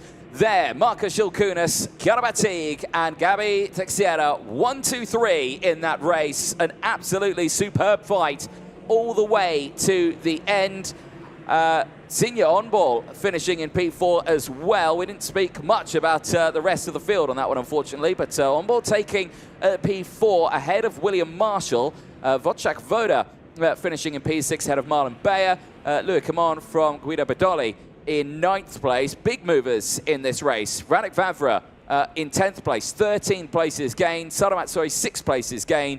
Dylan Patel, after a great race earlier on, gets another good result there. 17 places gained and finishes inside the top 12. Here's a look at the start of that race, and you can see the start there from the outside row. Schilkunas and Menezes, they got caught up by the whole pack, but what happened to Menezes? Now, there was the spin. Oh, I think there was a little bit of contact there on that spin. That was George Nassar just going through, and again, you can see this with the research. You can see how difficult it is to try and get it going. Yes, it's downhill, but oh, he's just missed the steering wheel is there as well, and that's a big shame for George Nassar. Hopefully he's okay, but just was unable to restart there. Battle at the front, though, kicked off nicely. Karabatic, Gary Teixeira, and Markus Schilkunas battling away nicely. There's another driver just getting caught up on his kart as well, unfortunately, as they all try to get restarted on this one. That was Omar Jorge, unfortunately, in the 221, just getting tangled up in his kart. But eyes on this one. Really close right to the end here. I thought we were going to see a move around the outside there from Karabatic, or trying to at least get the switch over on the exit. This was the rain tumbling down then at that point, and there you can just see the drivers making their way back. Well, that's all she wrote for the qualifying heats, and that view there shows that we just finished our qualifying heats at the nick of time, meaning that the finals might be a little bit wet. So let's head down to Parc Ferme, which thankfully is undercover. Nicole Sutherland, over to you. Thanks, Anthony. I'm with Markus then. Markus, on the last lap then, the rain came down. Tell me about how you dealt with it. Was it slippy? What was it like? Yeah, it got pretty slippery in the end, and yeah, it got slippery. And we saw you caught up to Chiara and Gabby from quite far back. You then made a really brave move on Chiara. You went in from quite far away. Can you tell me how you pulled it off? Just got in that slipstream and pull off the move, and yeah. And then heading into today's final then, Markus, how are you feeling? What's going on in your mind? What's your mindset like? It's okay. We are starting on pole. We could do everything because I proved it in these few heats. And when the rain is coming down, we see. Great to hear from you once again then, Marcus. We've got a short break then and then into today's finals. Anthony, tell us a little bit more about them. Indeed, as that rain is picking up at quite a pace out there and the wind picking up as well. 3 more races to go today and they are the finals, kick-starting in around an hour's time. They'll be starting at around 3:15, starting with the juniors, mini 60 and then the seniors. They will be their longest races of the weekend from 14, 11 and 17 lap races. And the biggest question is, will it be raining at that point or will it be dry? My money's on it's probably going to be wet, but we'll have to wait and see as everyone comes in for a short break. We'll be back very soon, but don't go anywhere for the first round of the Champions of the Future Academy program live here from Portimão in Portugal.